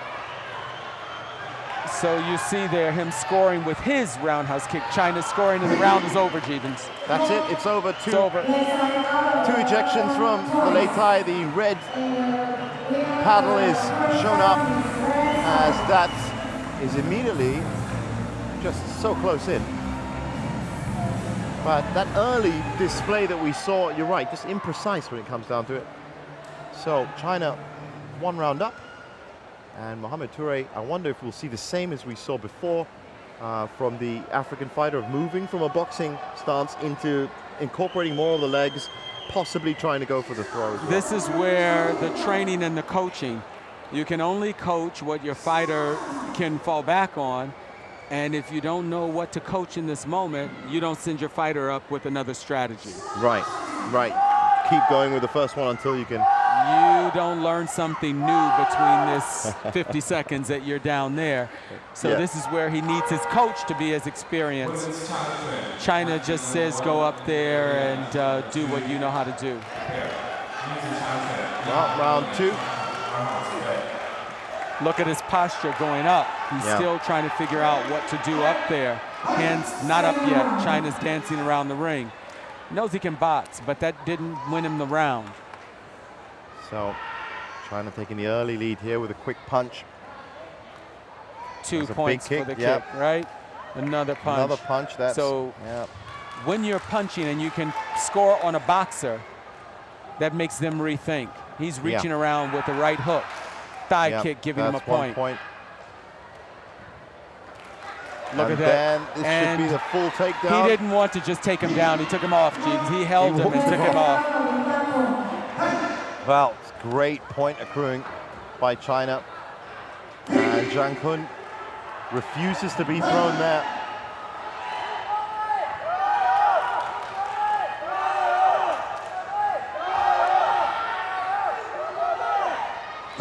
Well, a chance for Mohamed Toure to start getting a few punches in, and he did. That's a push kick. And that's a kick to the face. That was 4 punches within 3 seconds. Yeah, massive amount of points suddenly pushed up. And Jang Kun looking like he might break the 20 punch barrier in this round. He's uniformly into double digits now. Well, this is Zhang realizing he has to practice now. This is practice, you know. Yeah. His fight is over if he pushed him off the lei tai. That's right. And look at that. I mean, we saw 20-point games, but how uniformly those 14 to 15 points minimum from each of the judges for Jang Kun there. Really solid performance throughout. And never really had anything to trouble him. So this is not a fight that challenged Zhang. And, you know, at some level, he wants to make sure that he has a fight that challenges him, which is why we saw some more active fighting there in the last round, because other than working on pads between now and his next fight, this is it. That was the first of the heavier 75-kilogram category, and you can see our winner has been declared. Jang Kun, solid. So, but only 2 75 kg class fights this afternoon, and this one it's France versus Australia, Bevan Chia versus Johan Benbedra. It is great to see some of these French athletes competing once again. And we did observe a minute's silence at the beginning of the event, the tragic events that happened in France. I wonder how much that might be playing on their minds, but as fighters go, they're very good at shutting out the rest of the world and focusing on what needs to be done when it needs to be done. Sure, you know, we're in a world competition, so with all due respect, we pay attention to tragedies such as that. But just like in other events, when we have these things going around the world, one great thing about athletics, it unifies. It unifies folks. We have an opportunity. That's the great thing. Well, Johan Benbedra in the red and Bevan Chia in the black. Yeah, we have a change in judges here. We have a change in judge because we have an Australian fighter and an Australian judge waiting to be changed out. That's good to see. The fight's about to start, and you heard a whistle to change that judge out. And while that actually happens, I can tell you, don't also forget to check out the other half of the 13th World Wushu Championships, the Taolu schedule. It's absolutely beautiful. When we were saying that, you know, the other side of it, the competitive parts have come here, but the forms must be seen. And I keep dragging my eyes over because they're for us, they're next door. Well, sure. You literally can't take your eyes off Spain and USA over there. Keep an we eye have out a for fight that right back now. here, Jeevons. We have a fight moving in now. France, Australia, and Australia have taken the early lead. As we get to grips with their stances, very mobile from both. Well, what you'll see from some of the countries, you won't see they'll have some strong fighters in certain weight categories, not necessarily the other weight categories. So you see here a strong fighter that's coming out. France is no easy takeaway. Oh, a good couple of punches there. That's right. For Bevan Chia. Bevan Michael Chia. That's not something you see in a 75-kilogram fight with a roundhouse to the face there, Jimmy, so you know. Well, we're on that cusp now, on that borderline. I'm guessing the 90 kilos won't be doing that. Oh, it's going to be close. He couldn't hold on. So Bevan Chia takes an early fall. That's going to cost him. And Johan Benbedra now. And a second one. Oh, and that's going to be that round over and dusted. We're seeing that more and more often now. So, a little chance to save some energy for Johan Benbedra, and that's what it's all about. You mentioned something. We have China here, and during our break, we have, it's like China showing us some Nanchuan. That really is, yeah. Incredible. Well, it is incredible, the landing and the positioning and the precision, and really what I've learned from it is the control of body is just absolutely incredible, and you won't know unless you are here. Anyway, looking at our two coaches that are frenetically talking to our fighters and trying to air them out a little bit. I can imagine the bigger and the heavier that they get. You see the energy over with Australia, trying to figure out what's the strategy. We can stay in this fight. You lost it by being pushed off of the lei tai, not because the guy Exactly, outfight not you. because of any. So if you just control the lei tai better, then at least you're in the round. So as we get to round 2, and everything for Bevan Michael Chow to do here. 2 minutes, kicks off. We're going to see a more aggressive strategy from him. Moves forward. For sure. He knows he can stay in this fight. No, he doesn't want to get caught again. And stay away from that. But definitely a little bit more energy from him. Oh, sure. He's got the uphill climb because he's got 1 round down against him. Essentially got to win everything from here and really start pushing the momentum of the fight. There's a big hit he took to the right face. hand, yeah. But this is where France says, okay, so you bring the fight. Nothing that I did is going to disadvantage me, so you let me see you bring the fight to me. And you see France making him bring the fight to him. And it's very evenly contested at the moment, just a couple of points in it between them. With a minute left.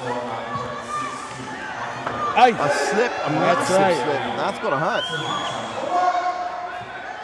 Here's a case where Australia didn't realize how close he had him to the edge. He could have had him off the platform, Jeevons, but he's focused on trying to stay in the middle himself.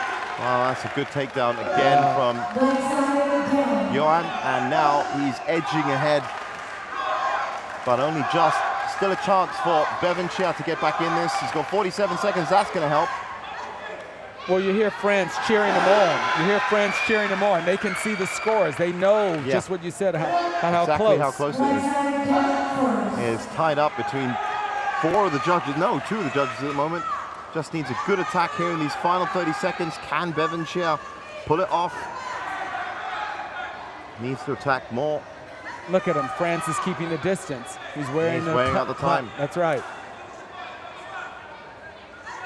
Well, he's done his work. It's now up to whether Bevan Chia can do his. That's right. He got a little help with the push kick. Looks like some of the judges didn't score it. Yep. There's something we can hear. Yep. They heard that kick from France. There's a time, 3 seconds, not enough. You see France. He's done it. Johan Ben Bedra goes through, and we've just had a slew. Apart from that one contested deciding match that we had earlier on between Atsushi and Sulaiman, the 2-1, everything else has essentially been good performances from people coming out. What you find, Jeevons, is that people know when they come to the World Championships, you're going to have a high level of competition. It's rare that you get someone. We saw a couple of countries that had strong fighters, but they weren't really ready for the ring, the lei tai, And so you can be a strong fighter, but the rest of these fighters know they're coming to World Championships. They've been here a couple of times, they've taken some tough losses, and they know what they need to bring. Well, there's our winner, Johan Ben Bedra. And great to see so much respect between the fighters as it goes, and some respect for the lei tai itself. Oh, sure. While our next fighters come up, and we have switched up to another 5 kilograms, which is 80 kilograms, and this is going to be the last 3 fights as we move up and close out day 1. Jeevons, this has been so great with you. I lost track of the fact that we're almost at the end of the session, right? That's the thing. It's been amazingly quick, and it's been really high quality stuff as well. Gochmirat Manyazar from Turkmenistan, and you're going to have to work with me on that name straight up. And Sebastian Espe from Sweden. I'm just impressed that you got that. Yeah, well, just take it slow with all those republics here. Take it slow. Jumaniazar. And well, from now on, Gochmirat, that's his name. That's Gochmirat against Sebastian. That's that's what we'll go with. And good to see Sweden representing in Sanda as well. And Turkmenistan is strong, so we'll see what happens here. We had some tall fighters. These are very tall, and as I said, we've switched into the 80 kilogram class. And still pretty fast considering. These are lean 80 kilograms, you know? Yeah, they're not the... Well, in boxing, you're so used to the heavyweight, but in terms of flexibility, it's beneficial to not specifically have big arms and big powers because that's where it's going to go. But so easing into this first round, and That's right. that's the opening seconds out. That's the most significant thing that's happened so far, but I'm assuming that's not going to be... That's 1 point. 1 point. 1 point. 1 point, but we have Red scoring a few points there. Looks like maybe some punches and some kicks. And right now, Gochmirat from Turkmenistan is definitely setting the pace. He's got... You see, he's a more... if you could say it, he's a kick in 2 Look at punches that. clear. That's right. He's a more methodical. That roundhouse kick just scored him at least 4 points, 2 to 4 points. At just 1 point for Sebastian Espe right now in the black. I think And was that's from just that one takedown. judge. Yeah. That's right. So he has to really get, well, looking for some connections there. Couldn't quite find it. Big front kick that took Gochmirat into double figures, and the referee getting really involved here. Oh yeah, because he's a big guy. So a lot of times when you have the big guys fighting as a platform referee, you have to assert it because the fighters are going at it. Same thing with the lighter weight fighters. So you have to be able to control the ring as well, safety of the fighters. We've seen a few fighters do that so far. This fight 12. There's been some explosive performances from some. There've been some high-scoring performances from some, and there've been, well, not the cheap way out, but the easiest way out, which is chuck the man out the ring, which we've seen a couple of times only, and I'm sure that's not going to last for too long.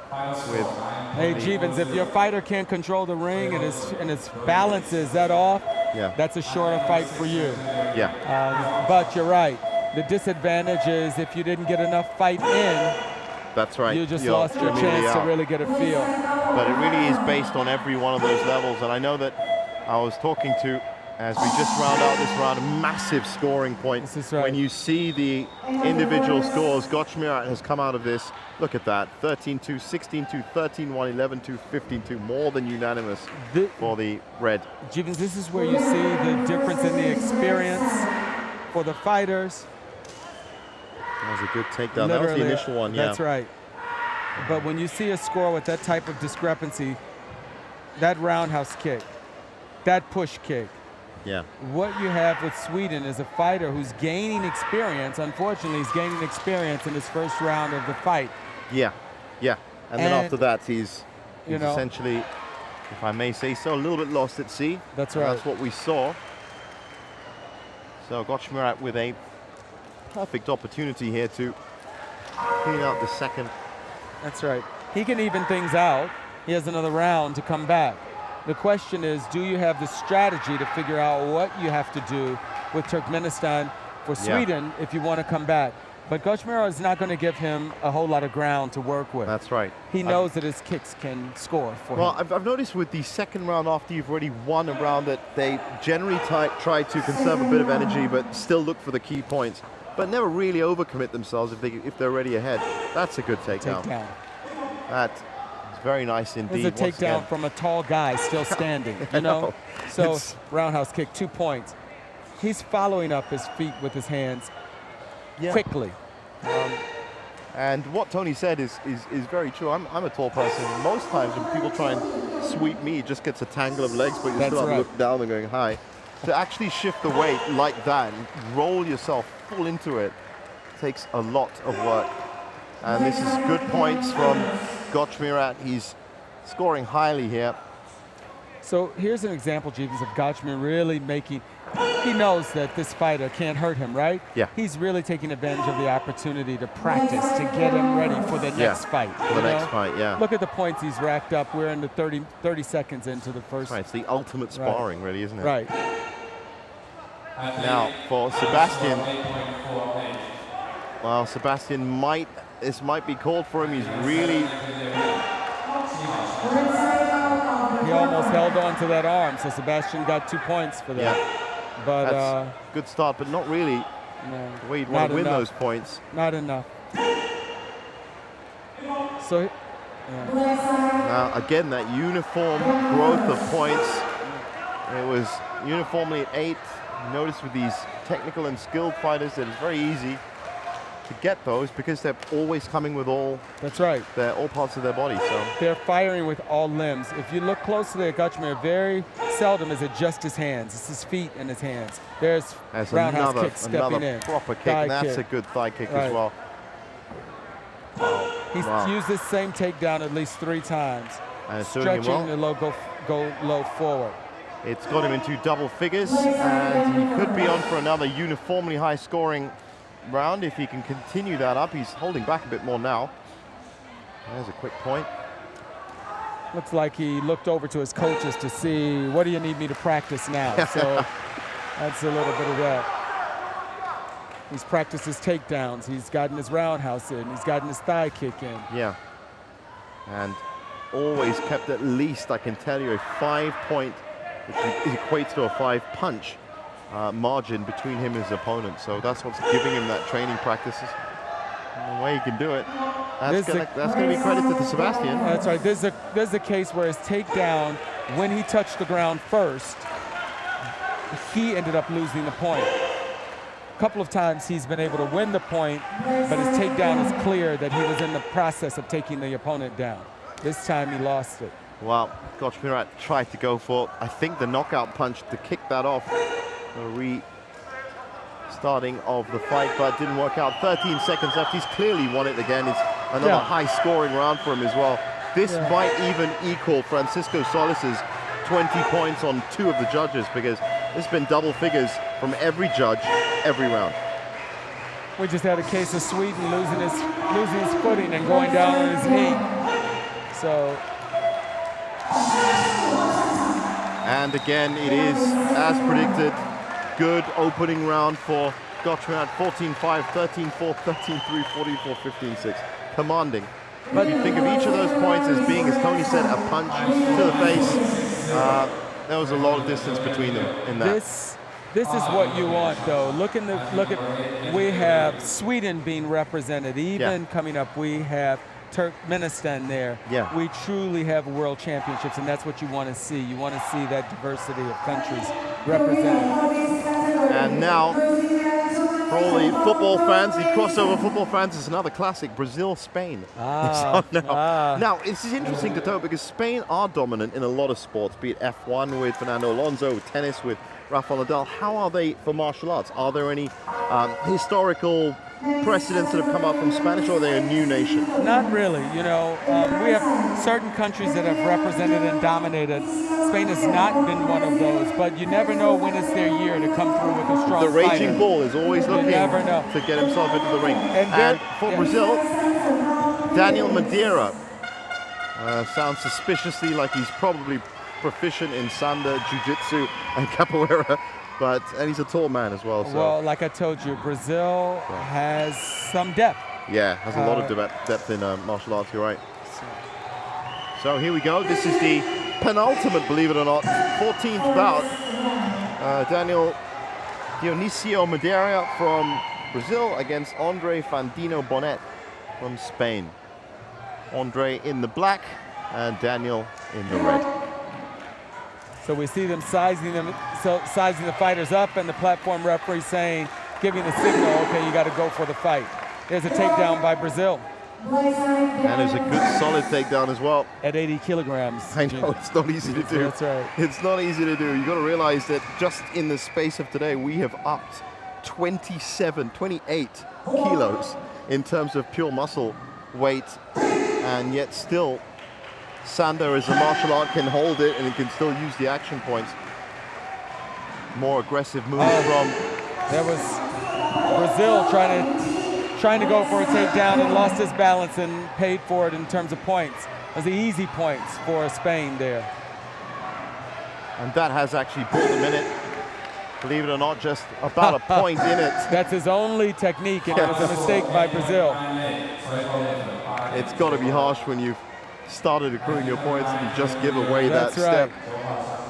Really competitive scoring rules.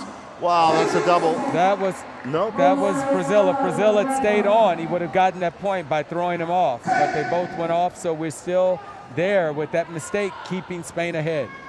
Well. Spain, as Tony said, ahead because of that Brazilian mistake.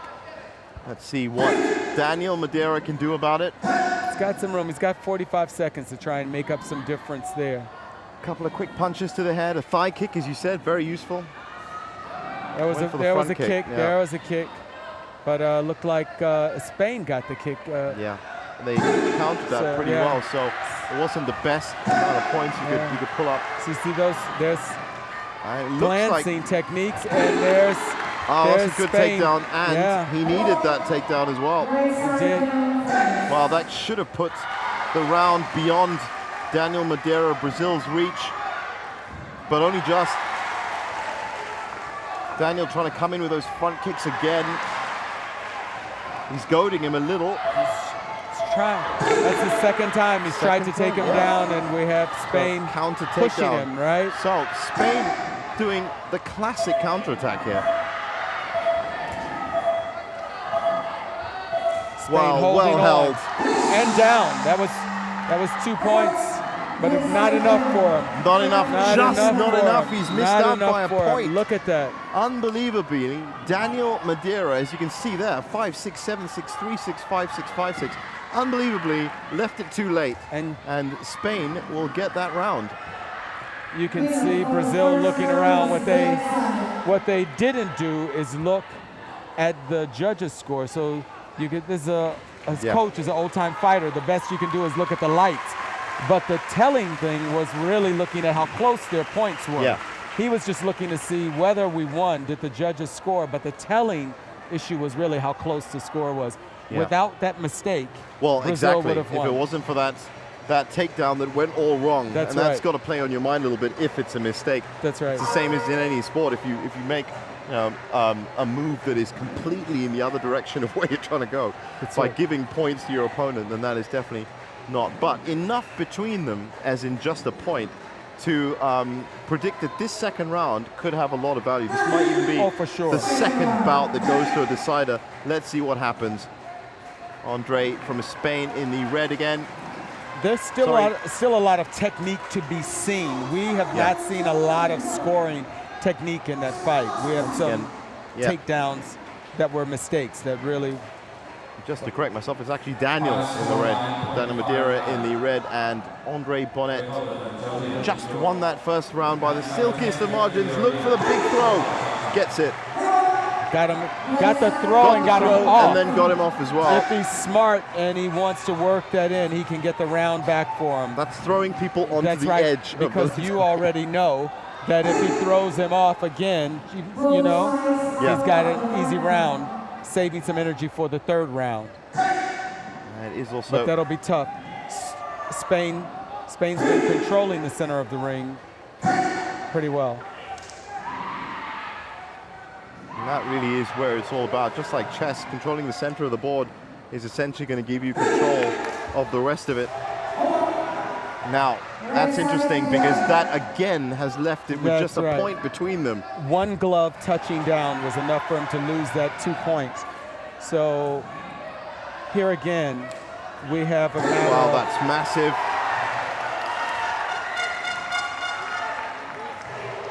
It's still a point. Hong Kong going down first. Wow. If he had intentionally gone down to throw him off, it would have been his point. Oh, there's still nothing to separate these two fighters, and let's see what they can do in these last 45 seconds of round 2.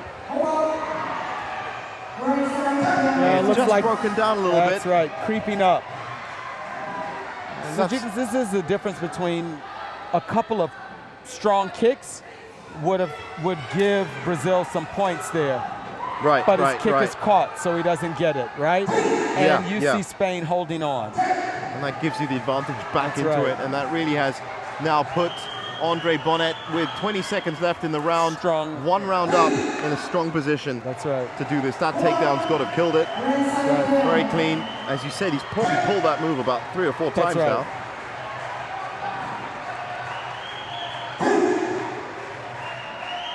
Well, great performance. We were just talking about how the Raging Bull of Spain likes to make their mark in different sports.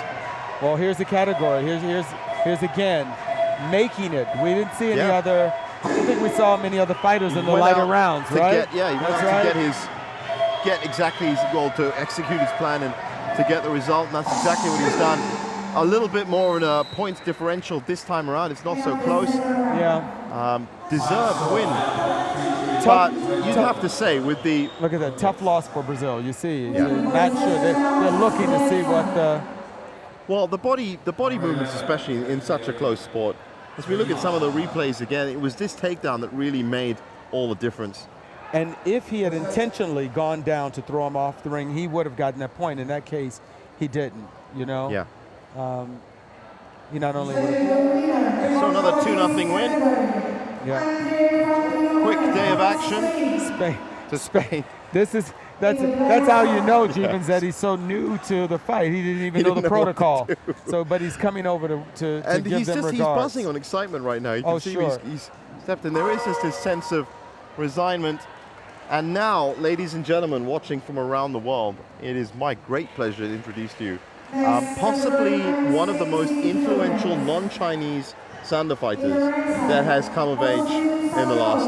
From what I was reading of him, from what I'm watching him, Muslim Salikhov has won the World Championships, well, I think it's 4 times, 4 golds and a silver. Silver was at the last one in KL. He has, of course, dropped down from 85 to 80 kilograms now. He's 31 years old, but you will not find anyone that is more disciplined in terms of his movement and holding his own. And he's been credited with actually influencing a lot of European wushu and Sanda, which is a great thing to have. This is a case where this is a day at the office for him. And if Australia has not had this level of experience, we could find a fight that is over very quickly. A little one-sided. Robert Samuel Williams from Australia is the man who's about to get a lesson in Sanda. And we know that. Look at look whereabouts. Fight's and over. It's a knockout. Fight's We've over. seen a knockout. Look, no, fight's over. Support him. Fight's over. Fight's over. That is fight's over. An incredible thing we've seen. Muslim Salikhov released 2 punches. Right. The second of which was so big that through the headgear, it has knocked Robert Samuel Williams straight out. That is an incredible thing to see. We were just building up about how good he was. It's a shame that everyone around the world couldn't see more of him, but you're right. He's walking around like it's a day at the office. He's knocking out people. Yeah. It's a day at the office. I'm sure we're going to see a replay of that, Tony. We just have to really break that down if we can. And there you go. And here, that is unbelievable. Here, this is a matter of this fighter from Australia not having this kind of experience, right? He's standing. This is a hook. This is a right. You know, this is a right hook. We've seen. Here we go again. Here. Let's see it again. 1, 2. That's it. Right? That's it. So I've never seen a two-punch fight in my life. So this is. Again, there we go. 1, 2. So bang. not only was the right hook, which is your power move, not only was the right hook strong, but the left hook was strong too. Yeah. Ta. And so here with this fighter being dazed by the first one and the second one being so strong and not having the kind of punch, right? He hasn't had the punch experience to be able to take that kind of power. Well, as I said, 4 golds and a silver, but he's literally spent about 6 minutes out on day 1 of the World Wushu Championships. I think I actually giggled when Tony said it was a day at the office. This was a half day at the office. Turned up, couple of punches, and it's done. Well, Jeevons, what I'm excited about is that you read about him, you get to see the lore, and then you get to see it in reality. That's right. I was literally just building it up from all I've seen. I've seen a few of his fights, which went a lot longer than that, but the demeanor of the man, the execution of it, his positioning, even moving into that combo, was outstanding. This was a day at the office. Let me punch. This was punching. We didn't get to see his takedowns. We didn't get to see his reaction to the other fighters. This was literally first couple of jabs of his fight.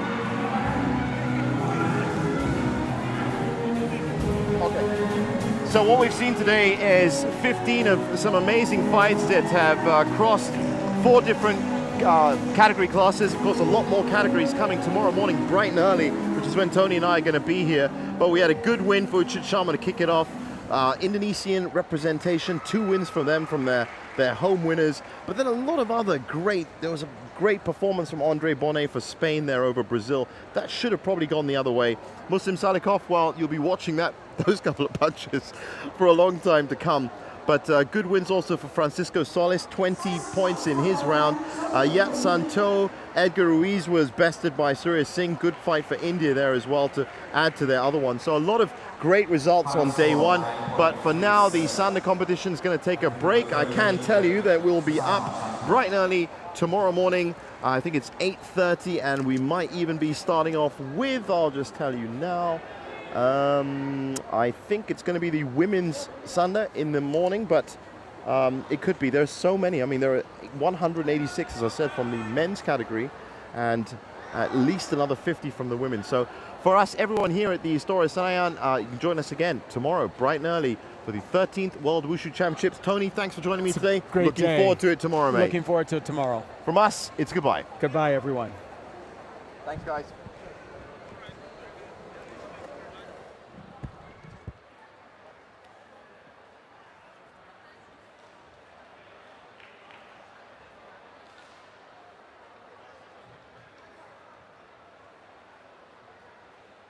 Section Wushu.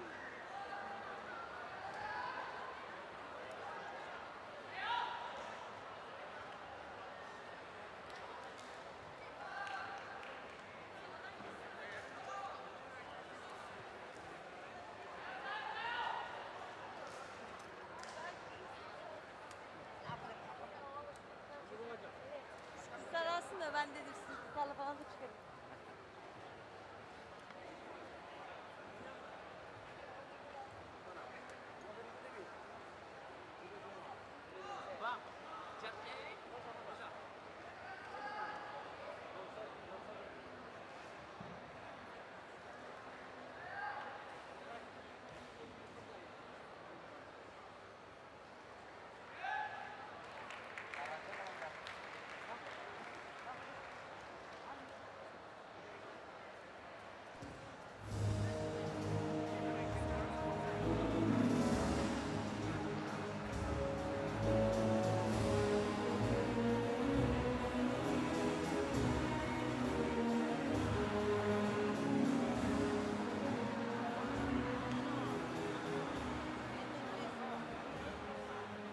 Final score 8.53. 到。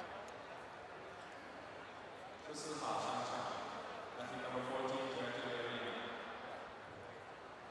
Now to move for official Sanda competition. Before your start to announcer table.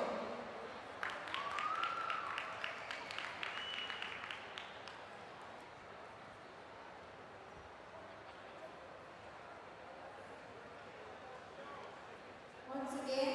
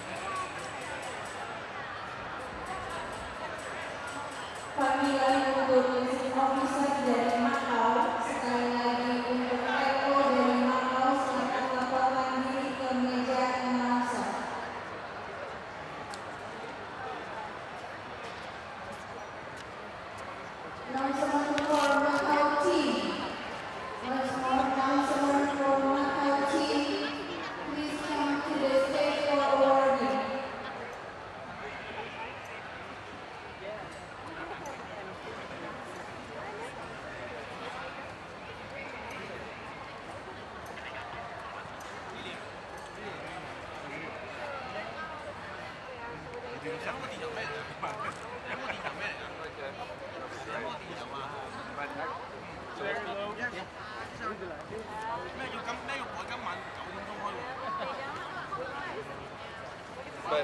oh, so the athletes are going to run a lot yeah. But now this is blocked. They were supposed to walk behind the barrier there. Right, we just need to shift that one like a little bit.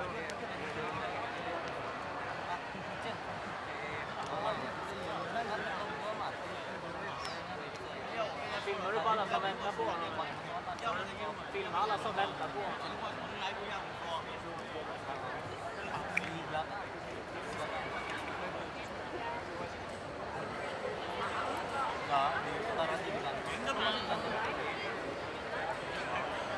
Ja, kalau lu pulang ditaruh di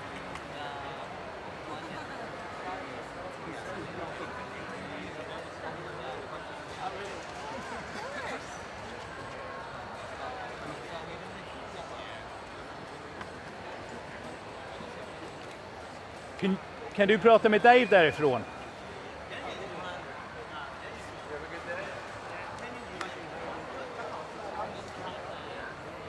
Jag hör Dave, men han hör inte mig. Jag hör Dave, men han hör inte mig.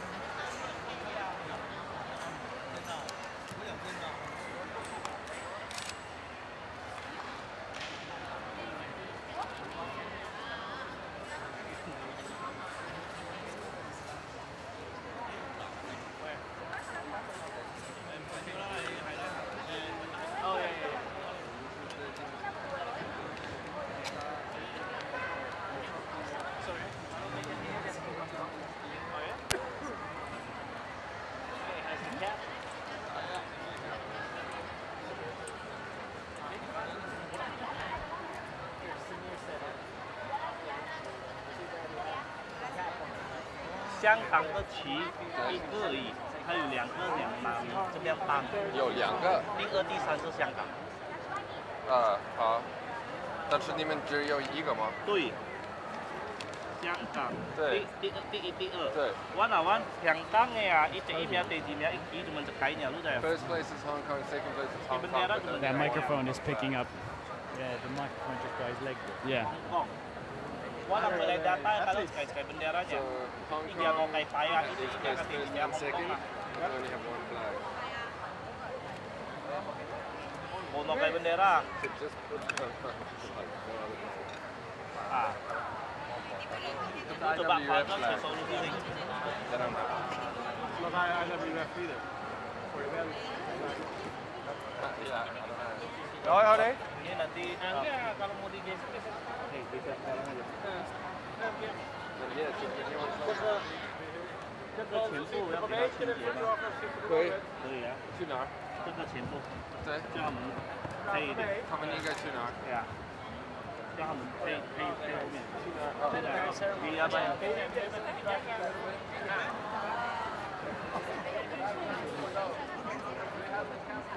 就是要有警察。对，那些人不能让他们坐在这里亲吻。Ini handphone siapa? Handphone siapa? They can vary. Yeah.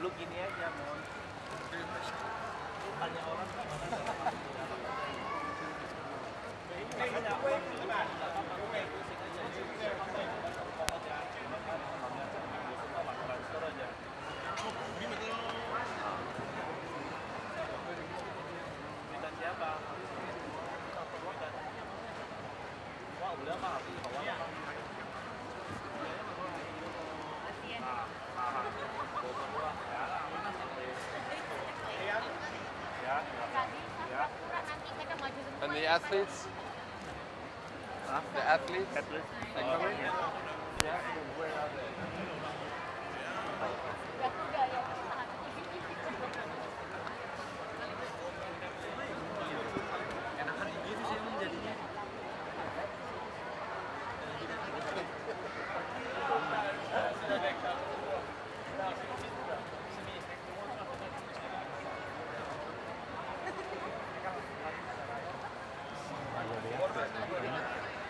They're spread out.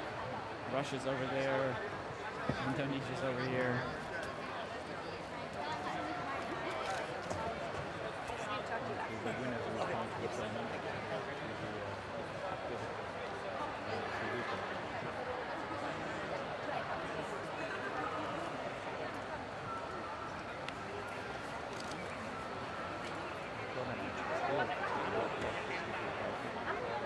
Stay bright.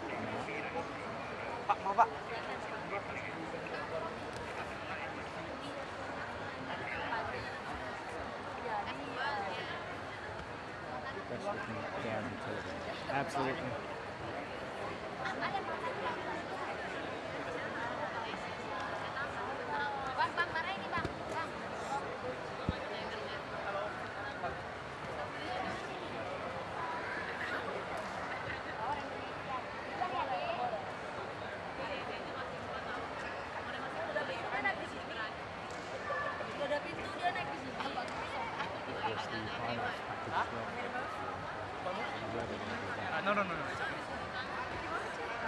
Hopefully they'll be combined with the medal ceremony. It'd be nice to see some highlights as they.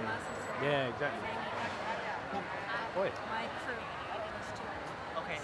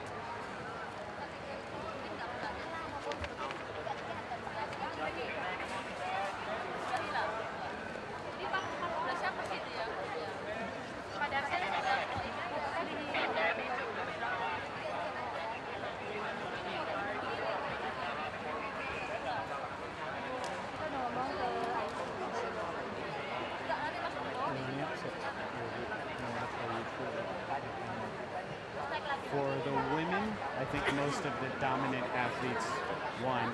There was one athlete that's fairly new that just dominated the event. And then in the male straight sword event, I think it was pretty consistent with previous worlds. There were a couple of athletes that came on really strong, but it seems like they've gotten a lot more experience over the last couple of world championships. There's an interesting guy now, but it's like with me because he's on paper, but there's an interesting Iranian guy who was really, really good. Farshad? No, he was there, but there was another one. Anthony was familiar with. His first time seeing him on the world stage. He was really, really good. From what I've seen, he's gathering.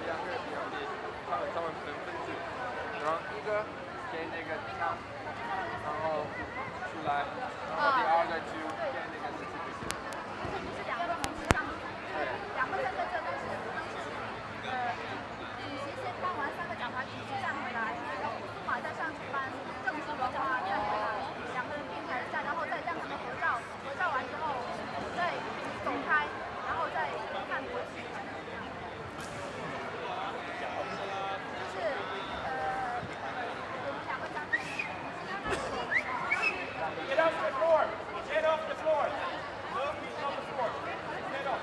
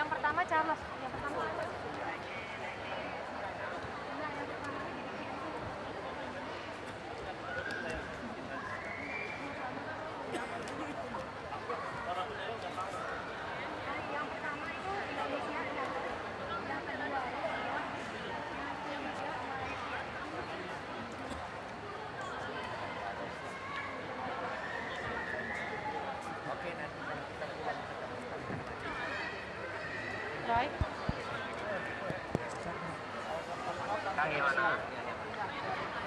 Yang pertama itu Indonesia, kedua Rusia, ketiga Malaysia. Handsien Suk. Pedang duluan. We don't have many wushu athletes that have been competing as long as she has, and to be as dominant as she has.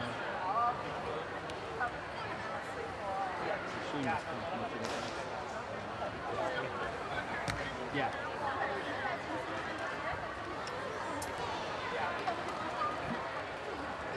I just can't understand how they can nail these landings.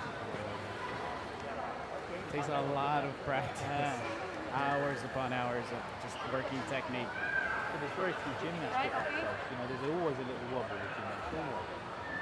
Here, it's just there's nothing. Just bang. It's very difficult to coach too, because in gymnastics many of the movements are kind of on multiple planes, but they kind of build into each other. So they'll execute a movement and they'll start rotation in kind of on the same plane. Whereas in this, you'll see guys take off, go straight up, then turn horizontal in midair. Yeah. So to change direction so quickly in the middle of a jump is very difficult. I mean, the best guys, they look as though they're hovering. Yeah, Stay exactly. in there, and then they go into the next level. There's a lot of technique involved with it. I mean, you'd think that it'd just be just brute strength, just jumping, but there's a lot of technique to every little bit helps. Getting your hip up into the sky, pushing off with your leg, driving with your arms, getting your hips up into space. And the timing as well. Exactly, yep. And then try doing that with the sword in your hand. Yeah, that's exactly what I was thinking now. I was looking down there. It's wonderful sport. I'm definitely going to take more interest in this. Sakit bola yang pertama Jiansu. Really fun. I'd like to actually start doing it myself. Never. Maybe I'll try too. Jadi kalau ready, sudah ready.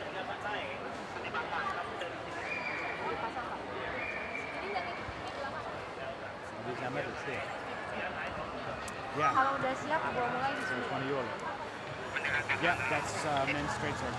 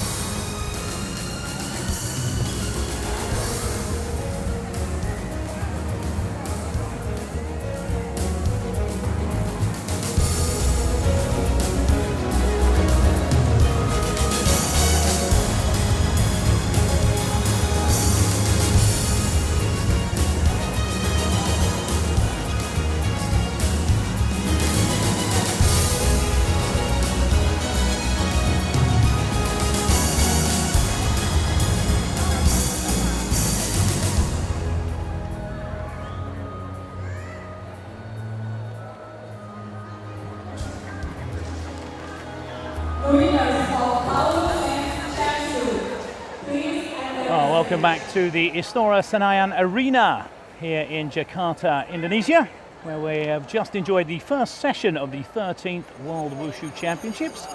Time now to dish out some medals.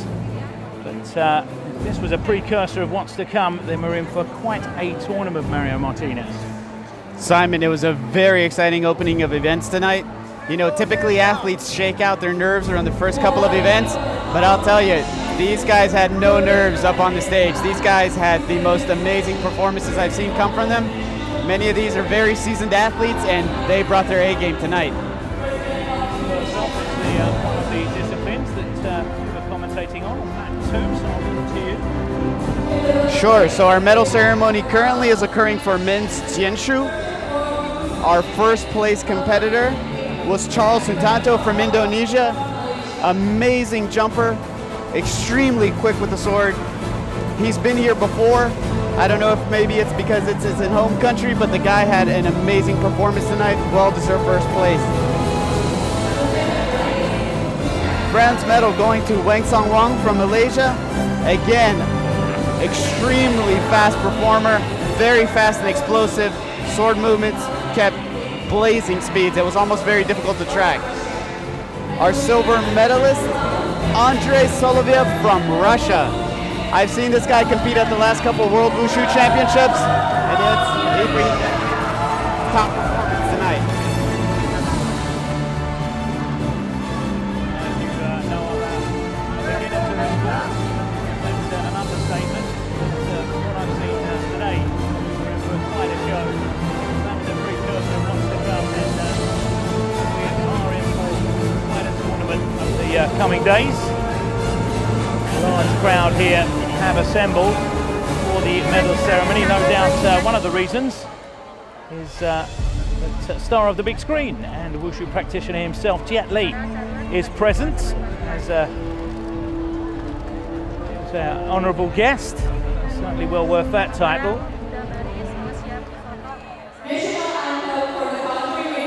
So time for the national anthems.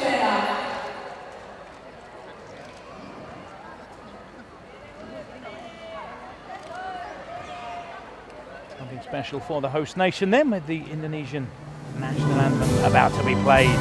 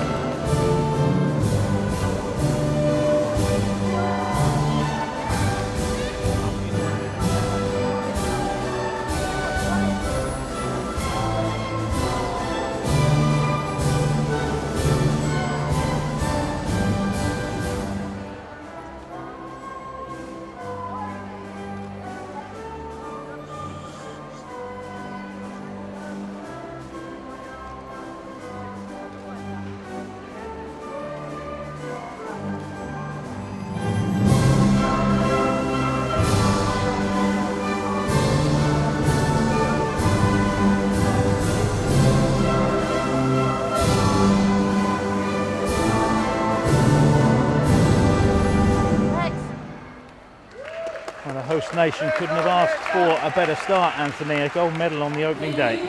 Very well deserved.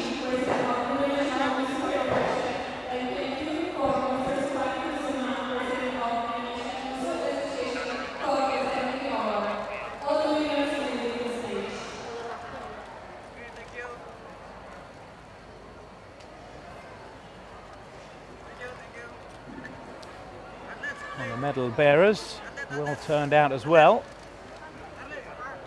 Beautiful national dress of Indonesia.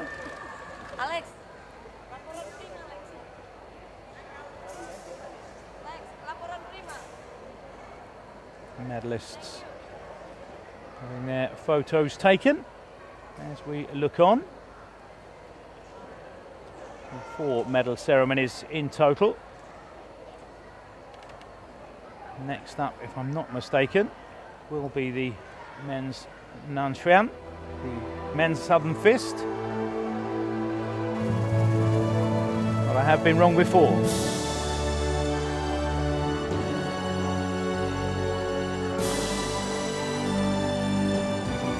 fantastically boisterous crowd inside the Istora Senayan today. Hopefully that will be maintained, that level of intensity, both on the mats and off.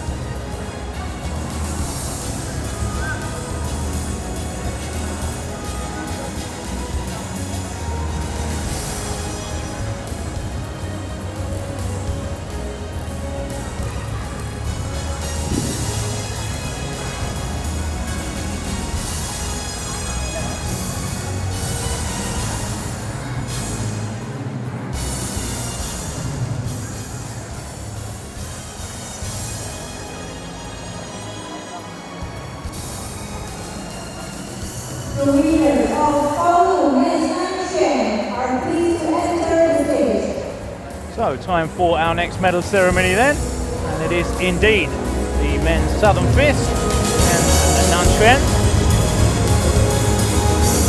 Medalists coming from Macau, Malaysia and China, not necessarily in that order. And familiar faces, all of them. Bags of medals already in their cabinets.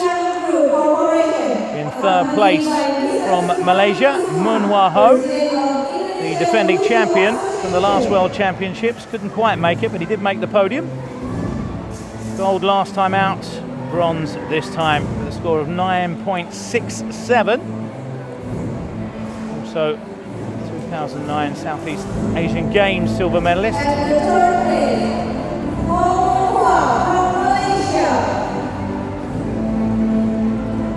A medal for Malaysia, another strong wushu nation.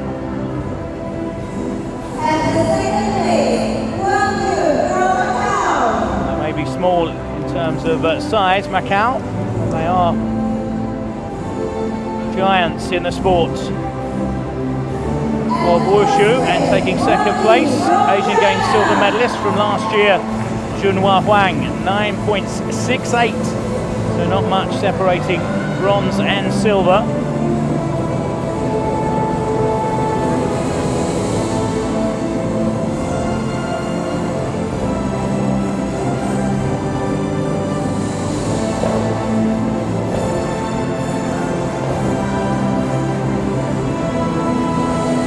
Prizes for guessing where the gold medal went.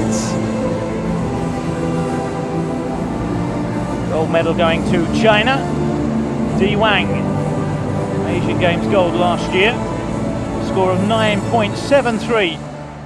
Thoroughly deserving of that gold medal, and a first of many, I would imagine. Golds for China. Time for the national anthem.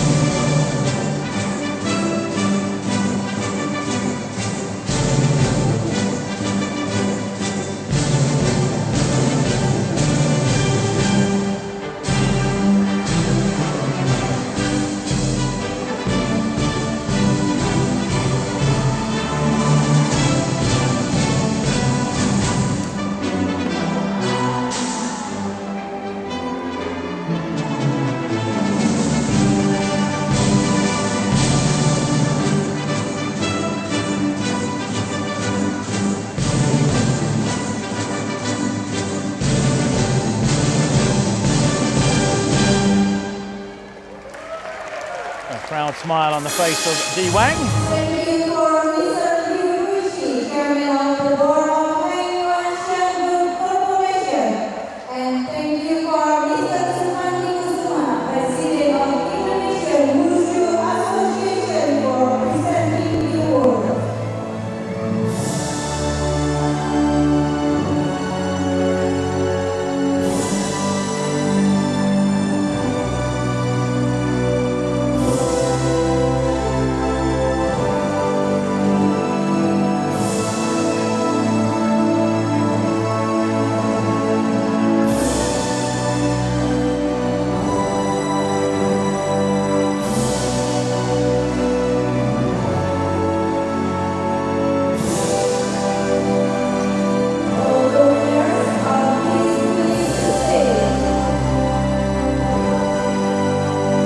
Photo then for our medalists, men's Southern Fist. Mission accomplished.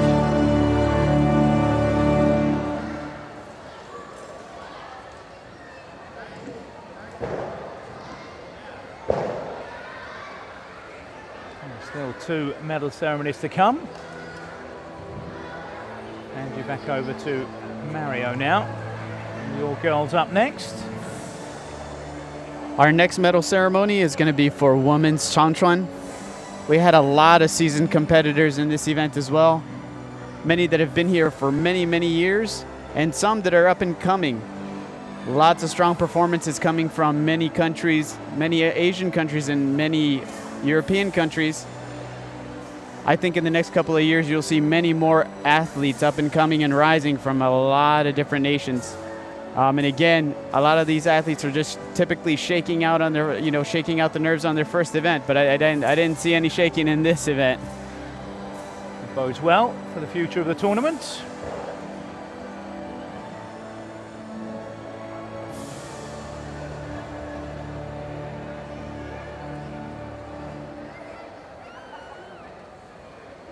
Perhaps too early to say, but in comparison to other World Championships, how do you feel the level has been so far?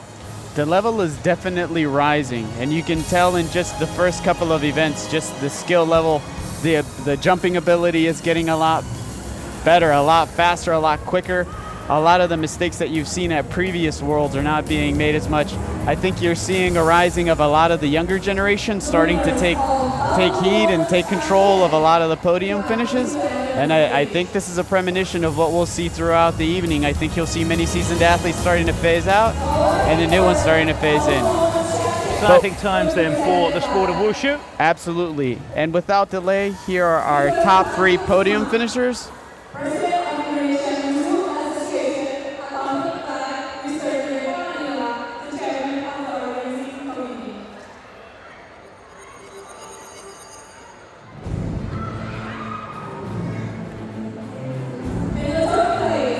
Our bronze medalist, Thuy Vi Dong from Vietnam, had a 9.60. Very strong performance. She had a very strong performance coming out of the Southeast Asian Games. Very strong showing in the last World Wushu Championships. She's not done. She's got a lot more to show you during the next couple of days. Our silver medalist, Xu Liu from Hong Kong, one of the newer faces here at the World Wushu competition, had a very strong showing with a 9.61. And our gold medalist, no big surprise here, Gang Xiaoling from Hong Kong with a 9.62. She is probably one of the most experienced competitors here at the Games. She's been a top 3 podium finisher in the last, as far as I can remember. She's able to dominate just about every event. You know, I'd like to say that many of the seasoned athletes are phasing out, but she's definitely not one of them. She's definitely had a very strong performance at this World Wushu Championships. I'm really excited to see her for the remainder of the events.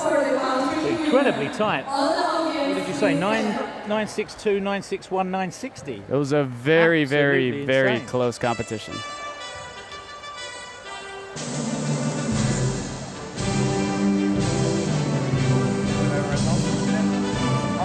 I'm out.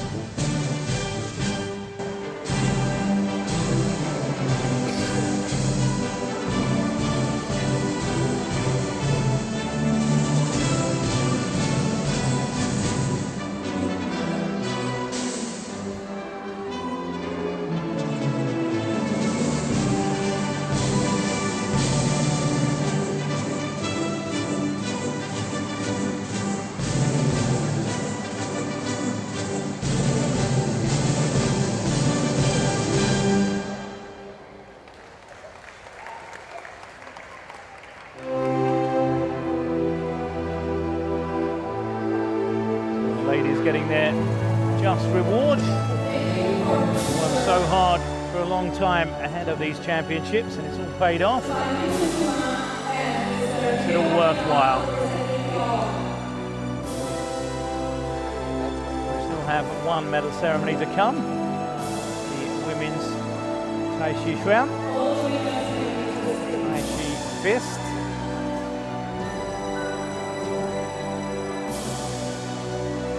I actually thought that that competition was close, so I saw the results from the Chuan.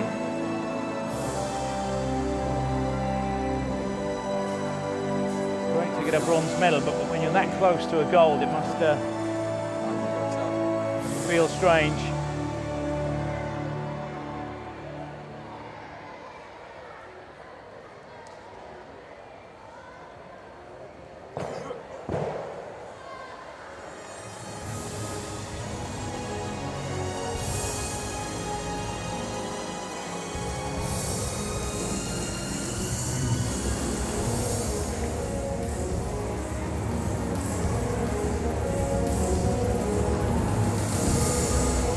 Done here on day one of the 30 World Wushu Championships.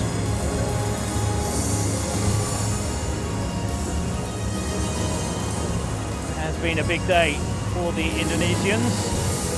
About to pick up another gold here, although this one was a little more expected. Home heroine Lin Swell Kwok living up to expectations.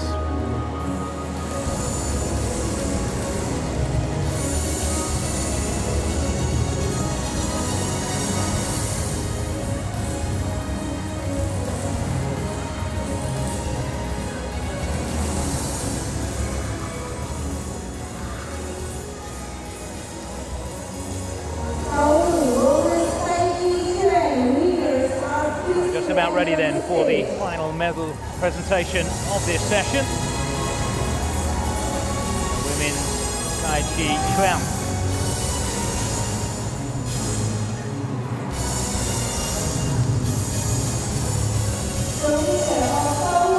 Bronze medal. Another medal for Malaysia, who's done well on the first day as well. Shin Yi-ing. A score of 9.66. And up he comes. The man himself, Jet Li.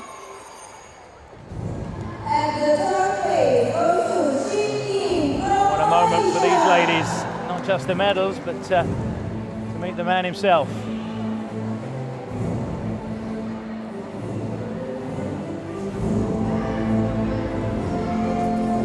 Silver medalist from Hong Kong, Hui Jin Xiao. 9.68 her score. 200ths of a goal. Biggest cheer of the evening going to Lin Swell, as she's now known, formerly Lin Swell Kwok. Another gold medal for Indonesia.